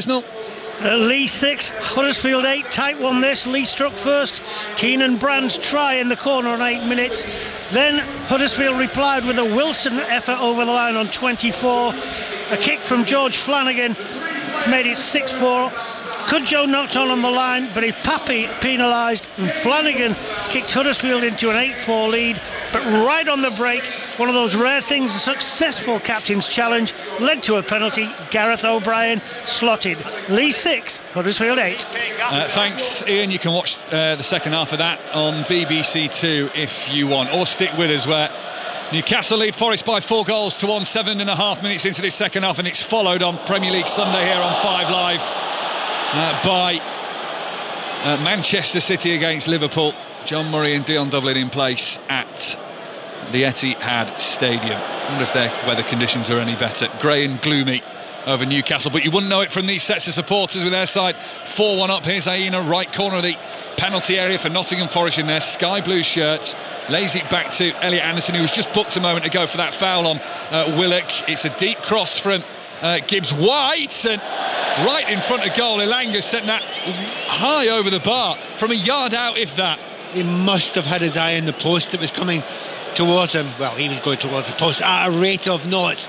He's coming in the back, but that's a really good opportunity. Not dissimilar to the one Isak had in the first half, but in reality, although the ball's high, it's kind of almost shoulder height, you've probably got to do a wee bit better than that. You should get that on target at least. Was it Nico Williams with a header? And then, Elanga from a yard out. And send that over the bar. Yeah, I think he was where the frame of the goal was, to be fair to him. Yeah, 100%, yes.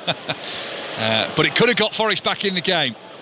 And they still trail by 4-1. We are hearing at the Etihad Stadium, by the way, as Forest play a long ball down the left-hand side. Burn tries to shield that away. Newcastle have dealt with that now with Livramento. No Erling Haaland at all in the Manchester City team today.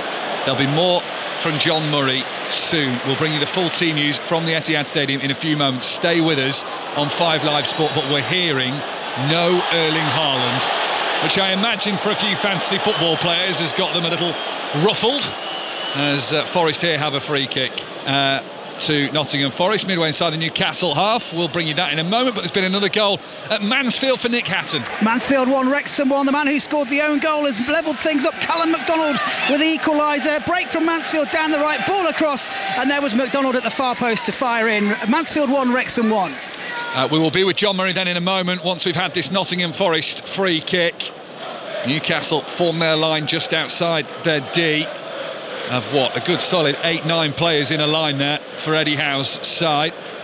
Forest here with a free kick midway inside the Newcastle half, 10 yards or so in from the touchline on that left-hand side. And for all the time that Elanga stood over the ball, they've changed their plan completely here, Nottingham Forest. And Gibbs White and Elliot Anderson have played it short between themselves. Down to Elanga on the left-hand side, who now runs towards the box. Cross goes in, looking for the head of Chris Wood.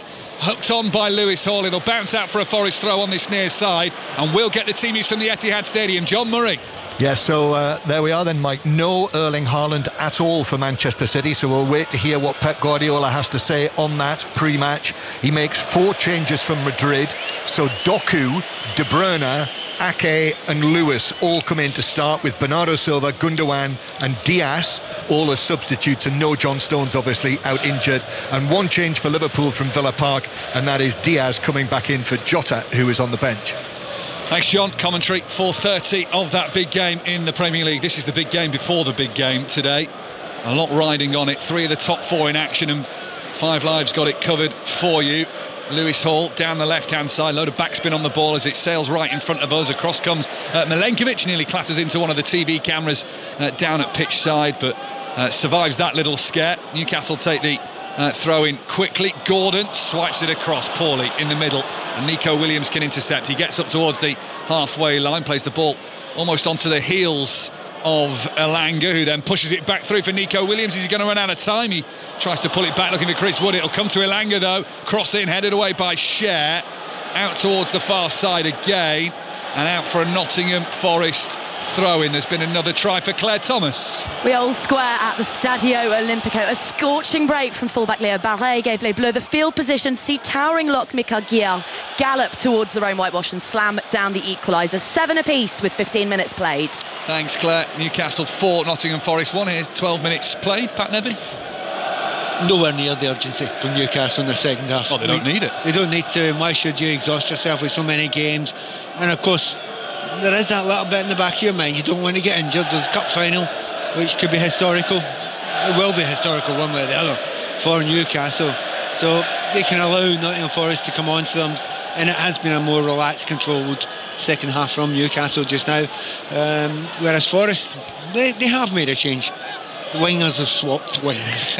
Not a massive change, but that's the change they've made. Yeah, not the change we were perhaps expecting from the folded arms of Nuno Espirito Santo. Eddie Howe, arms pointing either side of his body, trying to encourage Newcastle, I think, to get wider and spread the play. As Murillo intercepts on the edge of his own defensive third. So it doesn't get any easier for Newcastle. Liverpool next for them. Doesn't get any easier for Nottingham Forest. It's Arsenal at home in midweek.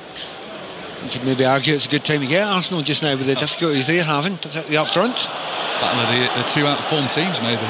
Here's Aina, 10 yards inside the Newcastle half. Uses Gibbs White. Both sides still inside the top 4. Only second versus third as it stands. As Elanga goes for a run. Across comes Tony Livramento, and that gives Nottingham Forest a throw in by the corner flag on the far side left. It's a really good thing if you're Eddie Howe in Newcastle. Your two fullbacks are very young but very accomplished. They could do a job for many, many years to come. Yeah, Tony Livramento, 22. Lewis Hall, the same age.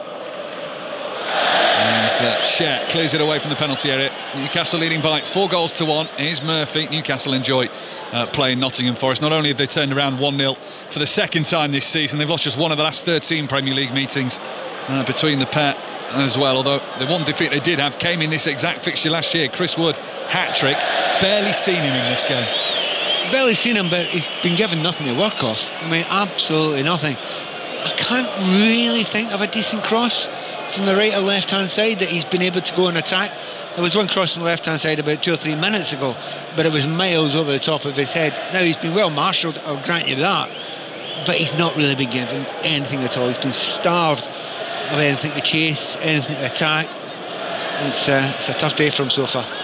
He was ahead of Alexander Isak before the start of play today on Premier League goals this season. Isak's double has now overtaken him, so 19 against 18 in Isak's favour. Hudson-Odoi, Forest goal scorer, after 6 minutes in this game, comes down the right hand side, lays it back down the touchline to Anderson. The ball played behind Aina, who I think just had a quick look to pray there was another sky blue shirt at Nottingham Forest as cover. There was, in the form of Dominguez.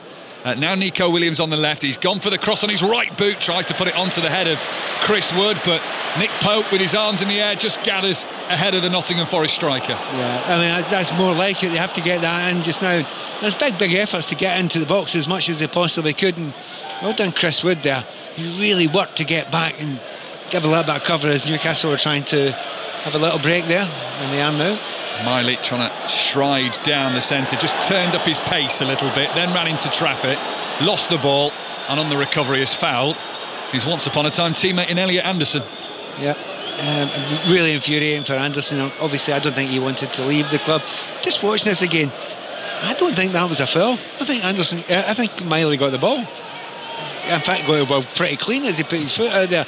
But it's a tough one for Anderson. You know, you want to get back to your home club and do well, and it's not that he's not doing well, it's just that none of his team have really made an impression. 3 years ago he was scoring for Bristol Rovers against Stevenage in League 2, Elliot Anderson. Now he's playing for a club on the cusp of Champions League football, but more importantly in this game, a club trying to get back in the match. 4-1 down as they are. We've passed the hour mark here on 5 Live with Lewis Hall playing it off Hudson-Odoi in a tricky situation in the corner down to our right hand side. And in doing so wins Newcastle United a goal kick. We're talking about those individual battles, and Hudson-Odoi now is up against Lewis Hall and trying to get some change out of him, and he's getting very, very little of it. No one seems to get by Lewis Hall at the moment. 2 former Chelsea lads. Yeah. Actually, everywhere you look. Aina, former Chelsea. Livramento, former Chelsea kids. Might have something to do with the massive squad that Chelsea have. You're bound to bump into someone somewhere. Well, the ball has just pinged to Chris Wood. Can he tee something up here for Elliot Anderson to take the strike? Hits the back of Joe Will. It comes back to Wood on the edge of the penalty area. And now out to Nico Williams on the left-hand side. More promising for Forest as Gibbs White, right-footed, sends it out to the corner of the penalty area near side. Hudson-Odoi's control wasn't the best. Aina took over. Hall steps across. And it's a corner kicked in Forest on this near side there, right. There's better understanding. I think Hudson-Odoi and Aina, I actually think they work really, really well together. They've had an understanding, known each other for years. So actually having Hudson-Odoi on the right hand side does lift Nottingham Forest a wee bit. 62 minutes played, 4-1. But Forest here with this chance to get back in the game and unsettle Newcastle a little bit maybe. Elliot Anderson gets a warm round of applause. He comes to take this corner that's flicked on at the near post. Wood hooks it back in. Oh, he's found a way in. And it's Milenkovic with, I think, almost a back heel. Certainly had his back to goal, and it's found the bottom right-hand corner. And Nottingham Forest do have that route back into this game. The players quickly back to the centre circle. Newcastle 4, Forest 2. You know, the classic one is, I mean, it's a great finish, by the way. I'm just trying to see if it was offside there. Definitely not. A little bit of a back heel volley. A centre-back's allowed to do that. I'm not sure they are. But no, it's a really lovely finish there. But it kind of Newcastle have slightly went to sleep. Look, they're not pushing it. They're not trying.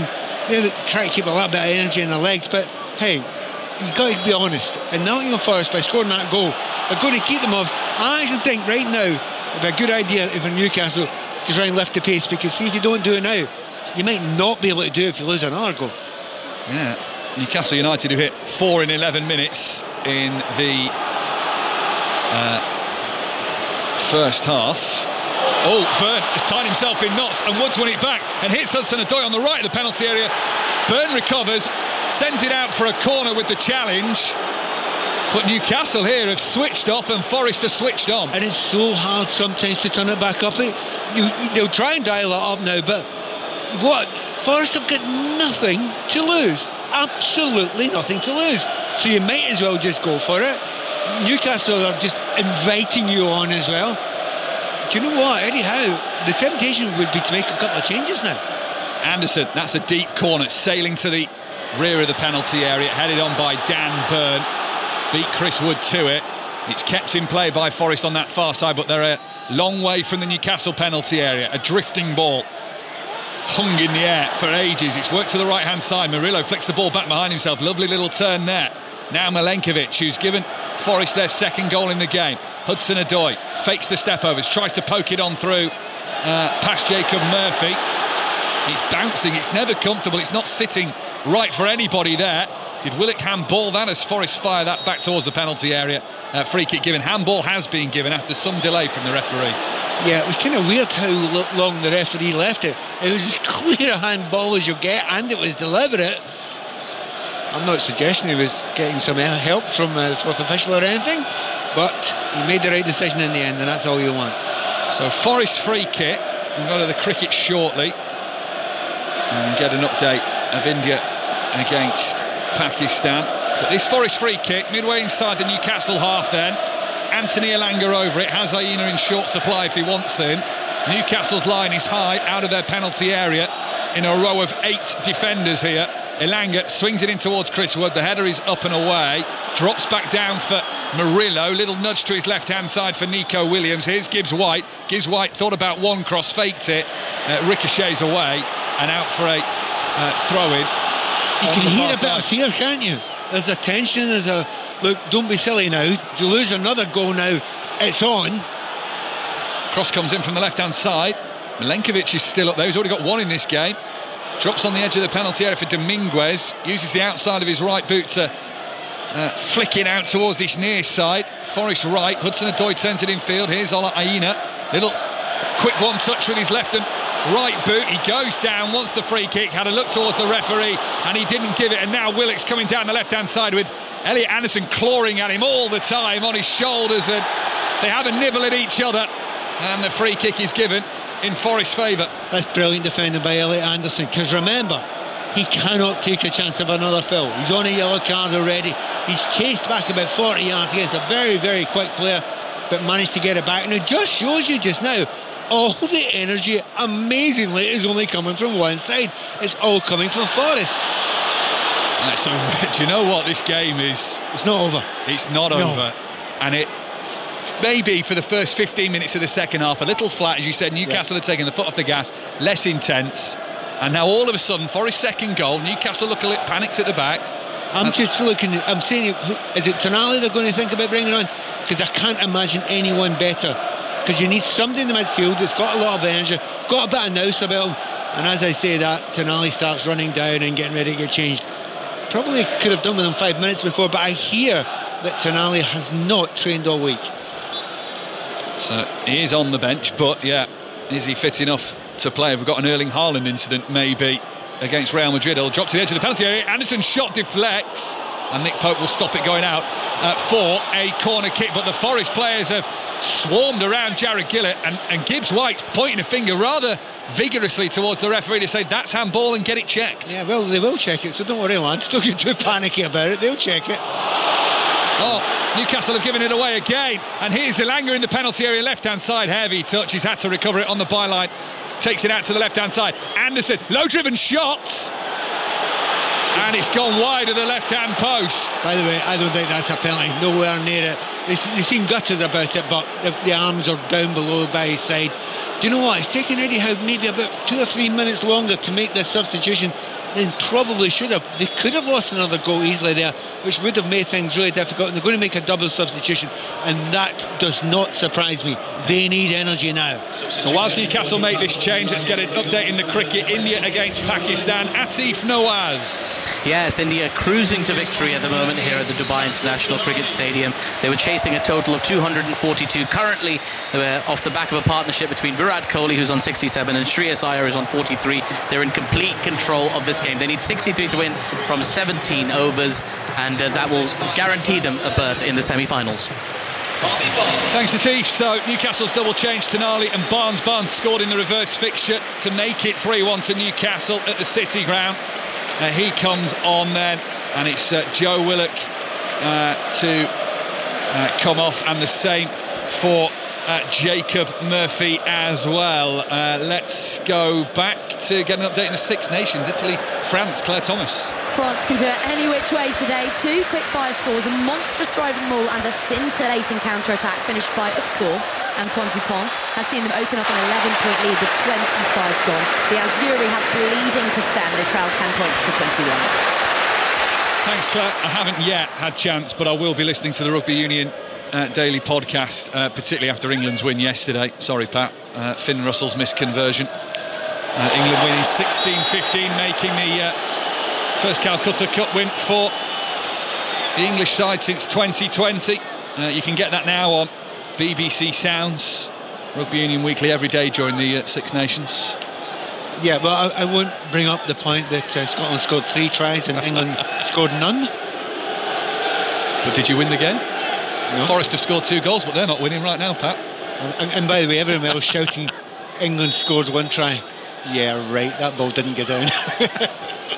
I'm trying not to sound too bitter. You're coming across really well there. Thank you.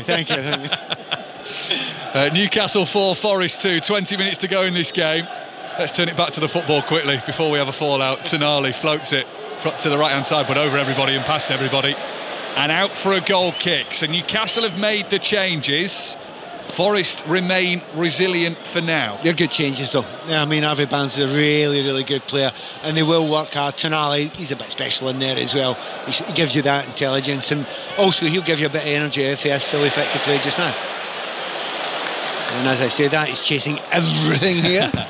And flicks it into the path of Lewis Hall, who then heads it on the halfway line. Here's Tonali then, fresh-legged, whether he's trained or not, looking sharp. The challenge comes in from Dominguez, who is wearing his little Alice band today to keep his hair out of his eyes. It's a throw-in to Newcastle that they're in no rush to take. Yeah, and one other thing, just having a look down Lewis Hall. Lewis has actually had a couple of injuries today. I'd say he's had 3 hits today, but he doesn't want to go off. You know, it's one of those things, if you're playing for Newcastle just now and there's a cup final coming up and you know there are good players around it, if you lose your position you might not get it back. So he's trying his best to stay on this pitch just now. 16th of March, that League Cup final against Liverpool at Wembley. 5 Live will be there under the arch for the first piece of domestic silverware in the English season. Here's Ola Aina down the right hand side, wants to take on Anthony Gordon, then just checks back, pulls the ball behind him on his right boot, slows the pace down a little bit, and Elliot Anderson in the sky blue shirts of Nottingham Forest lays it to Milenkovic, who's got them back in this game with his back heel finish on a corner. Gordon turns away down this near side. Newcastle 4, Forest 2 with 18 minutes to go. They played a ball down the middle with Isak, who looks frustrated that Anthony Gordon didn't play the ball that he wanted there. He tried to play the ball he wanted. It needed a little bit of curl. He ran between the 2 centre backs, and it has to be curled into his, the angle he's running at. It's a hard ball to play. Didn't quite toe it off. Forest have gone long. Byrne heads it back behind him, only into the path of Elliot Anderson, just away from the D. Forest down towards the right hand side with Aina, a little jink in field, left footed. He's going to float it towards the back post. Wood will challenge. I think Wood got the last touch there, didn't he? Collision with Nick Pope, and it's behind for a Newcastle goal kick. I mean, the changes that Newcastle have made, you had a little bit more energy in there. They're not suddenly playing brilliantly again. However, just that little bit of disruption. The way the team's set out, the players that are in the middle of the park there, and it's just slowed the game down a little bit. Forest were doing So what Forest have to do, they need to raise it again. They need to lift that tempo again. They need to make sure that this understanding that Ainan has got on this right-hand side with Hudson-Odoi continues, because it doesn't matter now in the next 5-10 minutes. If they get a goal, it's still not over. 17 minutes to go. And Forest have won the ball again on the halfway line. Suddenly every second ball or every challenge, they're now winning, Forest. And again, Ainan stretching for it on the right hand side. Lewis Hall has cover with Dan Burn, gets it back in. Newcastle possession. We are off back to the Six Nations again. Claire Thomas. This game is ridiculous. 6 tries inside half an hour, averaging comfortably more than a point a minute. Italy narrowed the gap through resident cannonball Ignacio Brex, but France have just hit back through Paul Boudin. 17-28 it stands at an increasingly cacophonous Stadio Olimpico. Thanks, Claire. Sounds thrilling. I'm just looking here. Dominguez, yellow card, third Forest player in the book for the challenge on Lewis Hall, who was trying to break away. Lovely play by Lewis Hall. You know, takes down 3 players like a jinky winger there. And Lewis Hall's got that, you know, because he's playing left back just now, but he's a player who's very, very comfortable as a midfielder. Probably feels that he could have been a midfielder more than a fullback, but he looks really good in the ball. Anderson just away from the centre circle, ball down the middle, stretching with Cher to intercept. He wasn't sure what was behind him. He gets away with that one. And here's Anthony Gordon, who wins the throw-in on the near side. Forest are going to make a couple of changes in a minute. Some of the substitutes are being readied down there. We'll fill you in with that in a minute. So we've heard from Rugby Union. Let's hear from Rugby League, shall we? Super League. Lee against Huddersfield, Ian Chisnell. 17 odd out. Shreyas Iyer alongside 8-6 at half-time. But a penalty from Flanagan 2 minutes into the piece after a ball steal stretched it to 10-6 to the Giants. But then the try of the match so far, individual effort from the lead fullback David Armstrong over in the corner on the far side. The cheer is because Lee have dragged Huddersfield back behind the line. Good game this one. Lee 10, Huddersfield 10. Thanks, Ian. What you heard just before, Ian, there was commentary of the Champions Trophy, which you can get now on Sports Extra. India against Pakistan. Tomorrow, Bangladesh against New Zealand from 8:45. England's next game on Wednesday when they take on Afghanistan. Here then, the double Forest change. Ryan Yates coming on. Same with Ibrahim Sangari. Dominguez, who's just been booked, has been replaced, as has the former Newcastle man, Elliot Anderson, who a few in the Gallagher end have just got on their feet to give him a standing ovation. Excellent, excellent. You mentioned earlier on that there may have been the odd hint of 1 or 2 boos, and sometimes there are 1 or 2, but let's be fair, look around this place and listen now. Real respect for a player that if he had a choice, he'd be playing for Newcastle United right now, I guess. So Yates on, long-serving player of the club, and Sangari, who's just coming back from a hamstring injury. Actually, he's kept him out for 4 months. This only his 6th appearance of the season, his 3rd from the bench. So a little bit of game time for him with 14 minutes left of this game. Newcastle should win it. They're 4-2 up, but the way the play's gone in the last 10 minutes or so, I'm not saying that with any necessary confidence yet. Here's Aina on the right-hand side of defence for Forest. He gives the ball away, passes it effectively on the halfway line to Bruno Guimaraes. Ball runs out for a throw-in on this near side from Guimaraes' pass. He wants the double deflection for a Newcastle throw, doesn't get it. Forest do. Do you know what? The reason why you're uncertain about it is because when's the last time Newcastle United were in the final third? You know, going and attacking. They've just not got into that final third at all for about 10, 15, 20 minutes. Now, they've shored it up a little bit since losing the second goal to make it 4-2. But they do not look that comfortable, and they're certainly not controlling the game. Lost the last 2 home games in the Premier League, Newcastle. It's over 5 years since they last lost 3, but Forest here have won it back, and Hudson-Odoi will try and get it on through for Alanga. It'll be tight. Hall slides in, corner given to Forest. The Newcastle fans on their feet, happy with Hall's defensive work there, but it has come at the cost of a corner. Yeah, I needed to get that one right. He's dived in there and he's got his toe to it, and it's a great tackle, but it shows you it's desperation. There are desperation tackles coming now, and they've lost possession in a dangerous area yet again. So in the corner, down to our right-hand side, Alanga raises a right arm in the air, right-footed, outswing delivery. Oh, heads wide from Murillo. And he stares down at the ground because he knows that was a chance. Do you know what? The ooh and the quietness around this place. They absolutely know there's a possibility this could go wrong here. That is a really good chance there. Had that been on target, there isn't a hope in the world that Pope would have saved it. Great power in the header, right in towards the corner, just goes past the post. They're living, they're 4-2 up, they were 4-1 up, but they're living extremely dangerously now, Newcastle United. Yeah, you think of that Anderson shot that just went wide of the left-hand post, that Murillo header there. Close. He was having his shirt almost torn off his shoulders by Tonali on that corner as well, but the header ends up going wide of the right hand post in the end. And again, Forest win it in the midfield. That's a poor pass from Gibbs White, rushed it out towards the far side. Newcastle urged on by their fans, who know now that this game is not comfortable. Play forward, Isak gets it to the edge of the penalty area for Harvey Barnes. They don't do anything with it, and then Gibbs White can't get the ball out of his feet on the edge of the centre circle. Newcastle have it back. Yeah, but the way that they're winning the ball back, the transition stuff is brilliant right now, Nottingham Forest. And Newcastle don't know what to do about it. Aina floats it forward. Wood is not watching the ball, instead heading towards the far left corner of the penalty area. Livramento's headed it back to Nick Pope. He gathers comfortably. He'll have a look at the clock, try and run down as many seconds as he can.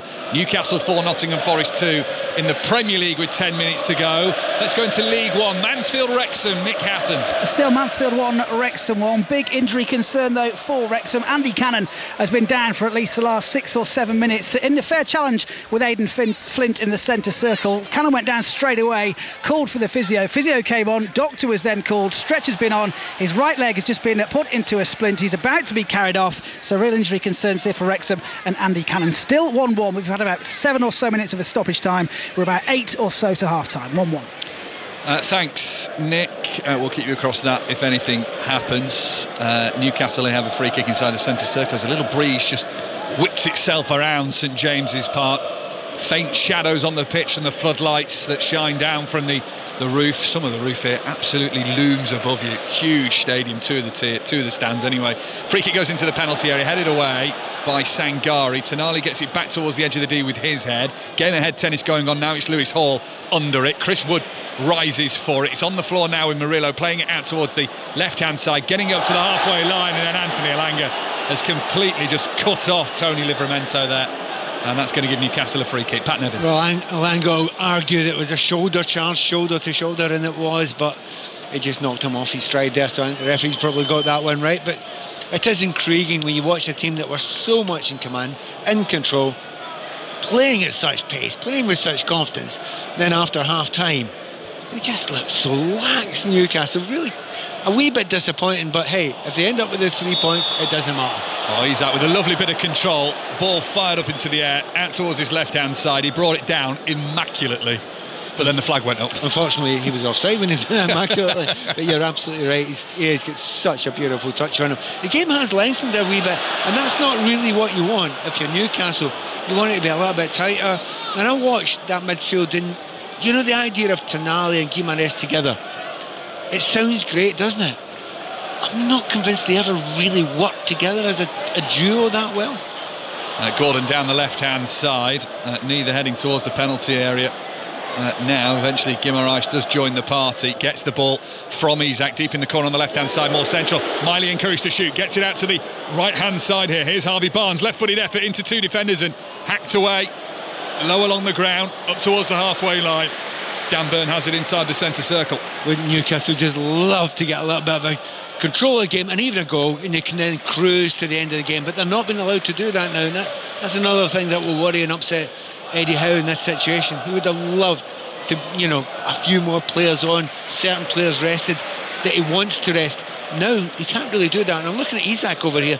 He looks pretty exhausted to me. Well, he's done his bit for this afternoon, but knowing his lethal ability in front of goal, Eddie Howe can't afford to take him off right now because this game isn't necessarily won by Newcastle, although they're leading 4-2. Here's Gordon, left-hand side the near. Newcastle right to left in the second half in their black and white vertical stripes. The black shorts, black socks, leading 4-2 with 7 minutes to go. Gordon tricks his way forward. Guimaraes goes down under the challenge of Milenkovic. Milenkovic was having none of it, neither was the referee. Ball comes to the corner on this near side. Isak wins it back, now heads towards the penalty area, a yard away from the byline or so. And then trips Aina, and that gives a free kick to Nottingham Forest and angers the Newcastle fans behind that goal to our left-hand side. Yeah, I mean, certainly Guimaraes, he thought he should have a free kick. Not convinced, I think the referee got that right. But a little bit of trickery there down the left-hand side by Isak. Goes past Aina. But Aina got back again. He's really special, that, because usually when you're beaten by a player of that standard, you don't get back. He did brilliantly. Space here for Ryan Yates to run into near side the right for Forest. The back heel comes from Hudson-Odoi to keep Yates' run going forward. Keeps him with the momentum. Has to hold it up in the quadrant. By the corner flag on the right-hand side. Wins the throw-in. But from Newcastle's perspective, prevents another Nottingham Forest corner. 6 minutes to go. Newcastle leading 4-2. Eddie Howe having a discussion with his assistant, Jason Tindall. Nuno Espirito Santo just wanted a word with the fourth official in Tony Harrington, right beneath us here in our low vantage point at St James's Park. One of the big main stands looms right behind us, stretches right back.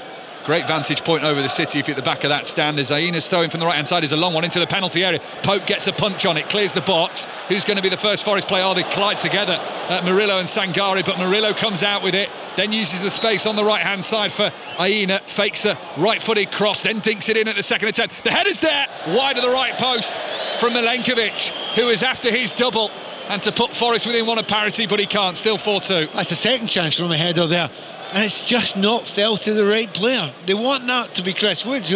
When he gets a header in that area, it'll be on target. It'll almost certainly be on target. Once again, it's the same post they're aiming for on the back there, and they just can't get it on target. That's two golden opportunities. That could have been enough. And what Eddie Howe would have felt if they dropped points, been 4-1 up at home at half-time, that would have been incredible. However, Wilson's just about to come on. Yeah. Will Isak get the rest he wants? Eddie Howe's got his left arm across his shoulders. This has been a cracking first half for Claire Thomas in the Six Nations. Italy-France, it's half-time. Yeah, just the cool 7 tries so far. It is France who lead, though, by 35 points to 17, and what has been, as you say, a frenetic encounter. They're edging the physicality battle, but Italy are very much in this. They're a young side brimming with confidence, and in Gonzalo Casado, who will be addressing the teams in the sheds now, they have got a master tactician at the helm, a big 40 to come out in Rome. Claire, thank you. Claire will be back in the second half as Newcastle make that change. Then Alexander Isak does get the rest. Perhaps he needs a vital 5 minutes rest with Liverpool to come on Wednesday. Yeah, and but Wilson, he's obviously milking the applause here, and rightly so. Another couple of goals for the man, and he's, to be honest, I like his work rate at the moment. Maybe one of the questions earlier on in his career was work rate, but he's actually sticking it in now. He's putting it in now. We know about the skills, we know about the finishing, but the work rate's been super as well. So Callum Wilson will get an opportunity. 50 Premier League goals then for Alexander Isak this afternoon. 2 more on his tally. Callum Wilson comes on, a couple of months out of the hamstring, made his return in the League Cup win over Arsenal to put them in the final 18 days ago. Newcastle started in that FA Cup win against Birmingham. Now on for the final 5 minutes or so here at St James's Park. Forest free kick whipped in right across the 6-yard box. Height on it from Hudson-Odoi, but nobody, not Gibbs White, not Wood, or not Yates at the back post could get a connection. Well, we were asking at half-time, what did Nottingham Forest have to do in the second half? Well, wait was number one, and see if Newcastle can come out with the same sort of energy. They absolutely have not in the second half. Large parts of the possession have been Forest. Most of the best chances have been Forest as well. Control the game, and Newcastle, it's one of those ones when you drop down a couple of gears, you think, well, we'll just lift it again if we have to. Yeah, that's easier said than done, and they just haven't been able to do it, Newcastle. Be a big win for the Geordies if they can hold on. Only Leicester, West Ham and Ipswich have fared worse than Newcastle in their last 4 games in the Premier League until today. They are 4 points better off, Newcastle, than they were after 25 games last season, as they look to get back into the top 4 for Champions League football. Top 5 might be enough. And they are 5th as it currently stands. Eddie Howe's side. Nottingham Forest 23 points better off than they were this time last year. Extraordinary. I mean, it is one of the extraordinary stories of the season. And for whatever you say about, there've been a couple of heavy defeats. This could have been a seriously heavy defeat. To do that, to make that change as a manager, yeah, he's in the running for manager of the year, isn't he? He absolutely is. That's an incredible change. And that was a discussion with Sue Smith and Thomas Hitzelsberger on Colin Murray's show between 10 and 12 today on 5 Live. Colin who?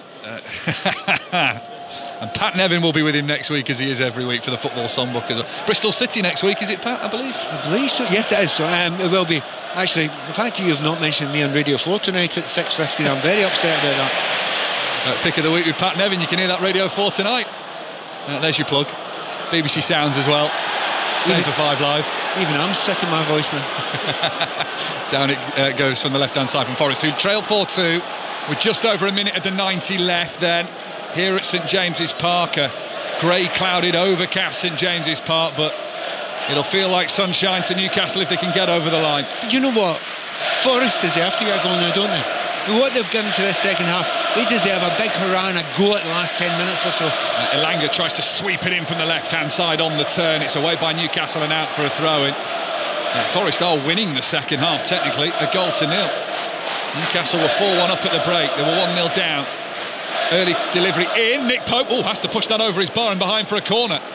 Yeah, the cross was aimless. It wasn't near a sky blue shirt of Nottingham Forest, but here's a chance. Just with these seconds to go until the 90, you know, if they lost a goal in the last minute or so here, there would be very nervous looks down to this board that's going to come up in a few seconds. Yeah, I can't imagine there'll be as many minutes as we had at the end of the first half, but there'll still be time if Forest can, in the dying seconds of the 90 minutes, get one here. Elanga's corner, right footed into the near post. It's flicked on. Oh, Gibbs White slams it down into the ground. Close range finish. It's 4-3.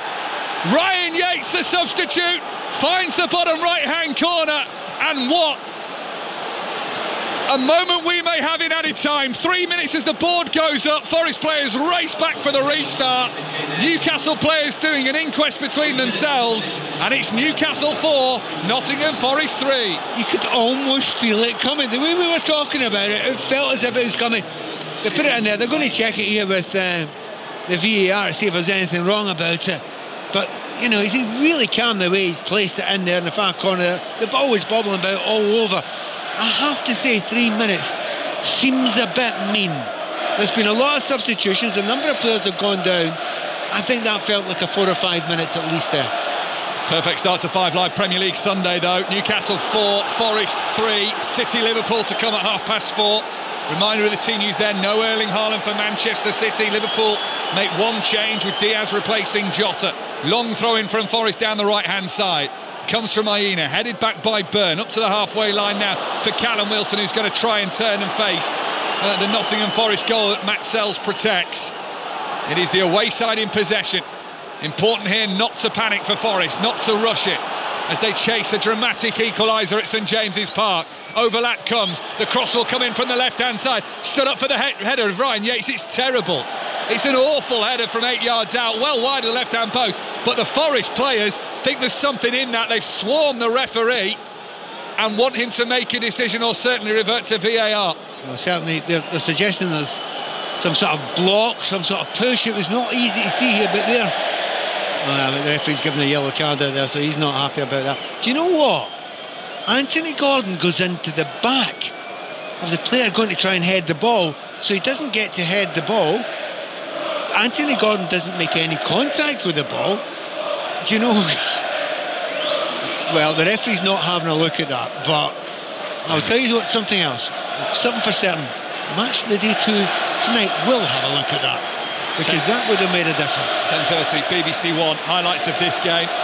Newcastle United 4, Nottingham Forest 3, plus Manchester City Liverpool to come in a few moments on 5 Live's Premier League Sunday. Pope smashes that away, long goal kick from him, anywhere will do, up towards Callum Wilson, who brings it down on the chest.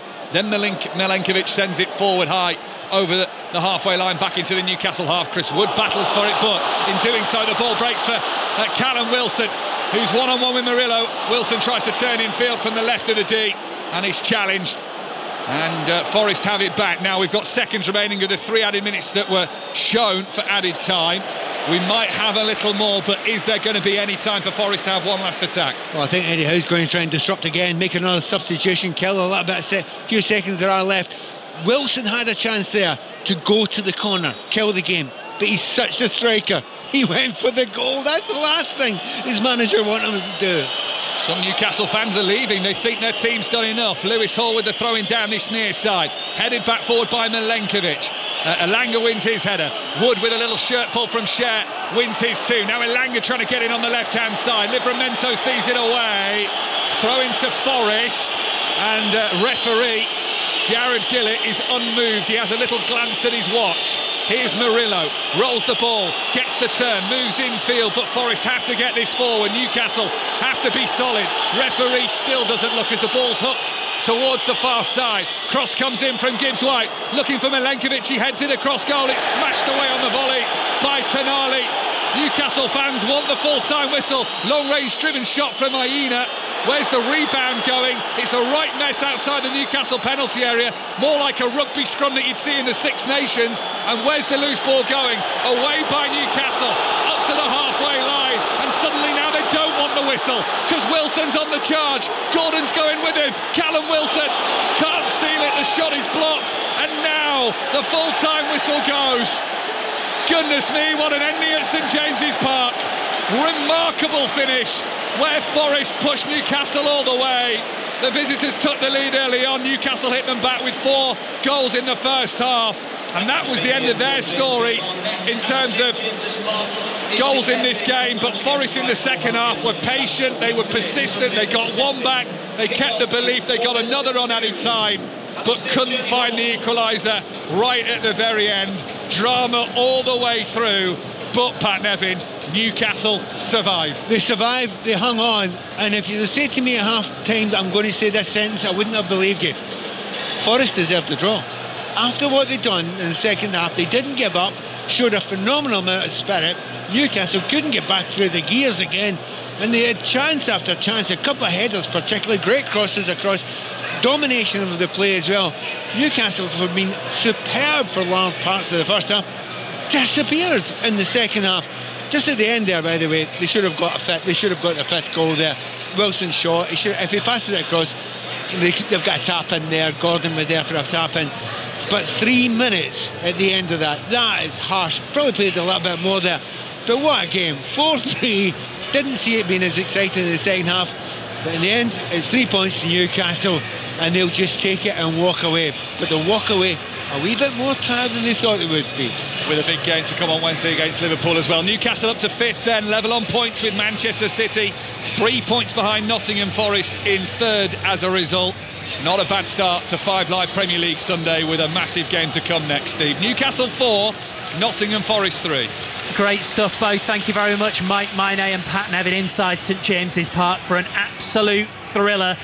Forest 3rd, Newcastle 5th, sandwiched in between Manchester City. If City were to beat Liverpool here at the Etihad this afternoon, then they would move up into 3rd place in the Premier League table. Wrexham are 3rd in League One, but with eyes higher up. They're at Mansfield. Half-time, Nick Hatton. Half-time, Mansfield 1, Wrexham 1. Wrexham taking the lead just 3 minutes in. An own goal from Callum McDonald. Ollie Rathbone with a peach of a low ball from the left-hand side, fizzed across the 6-yard line, and McDonald couldn't get his body shape right as he tried to clear and only succeeded in putting into the back of his own net. Wrexham almost made it 2-0. Sam Smith seeing a shot cleared off the line by McLaughlin after goalkeeper Flinders had spilled the ball on the right-hand side of the box. Mansfield then on the counter saw McDonald get his 2nd of the game, this time in the right net, ball in from the right-hand side, and there was McDonald at the far post to fire home.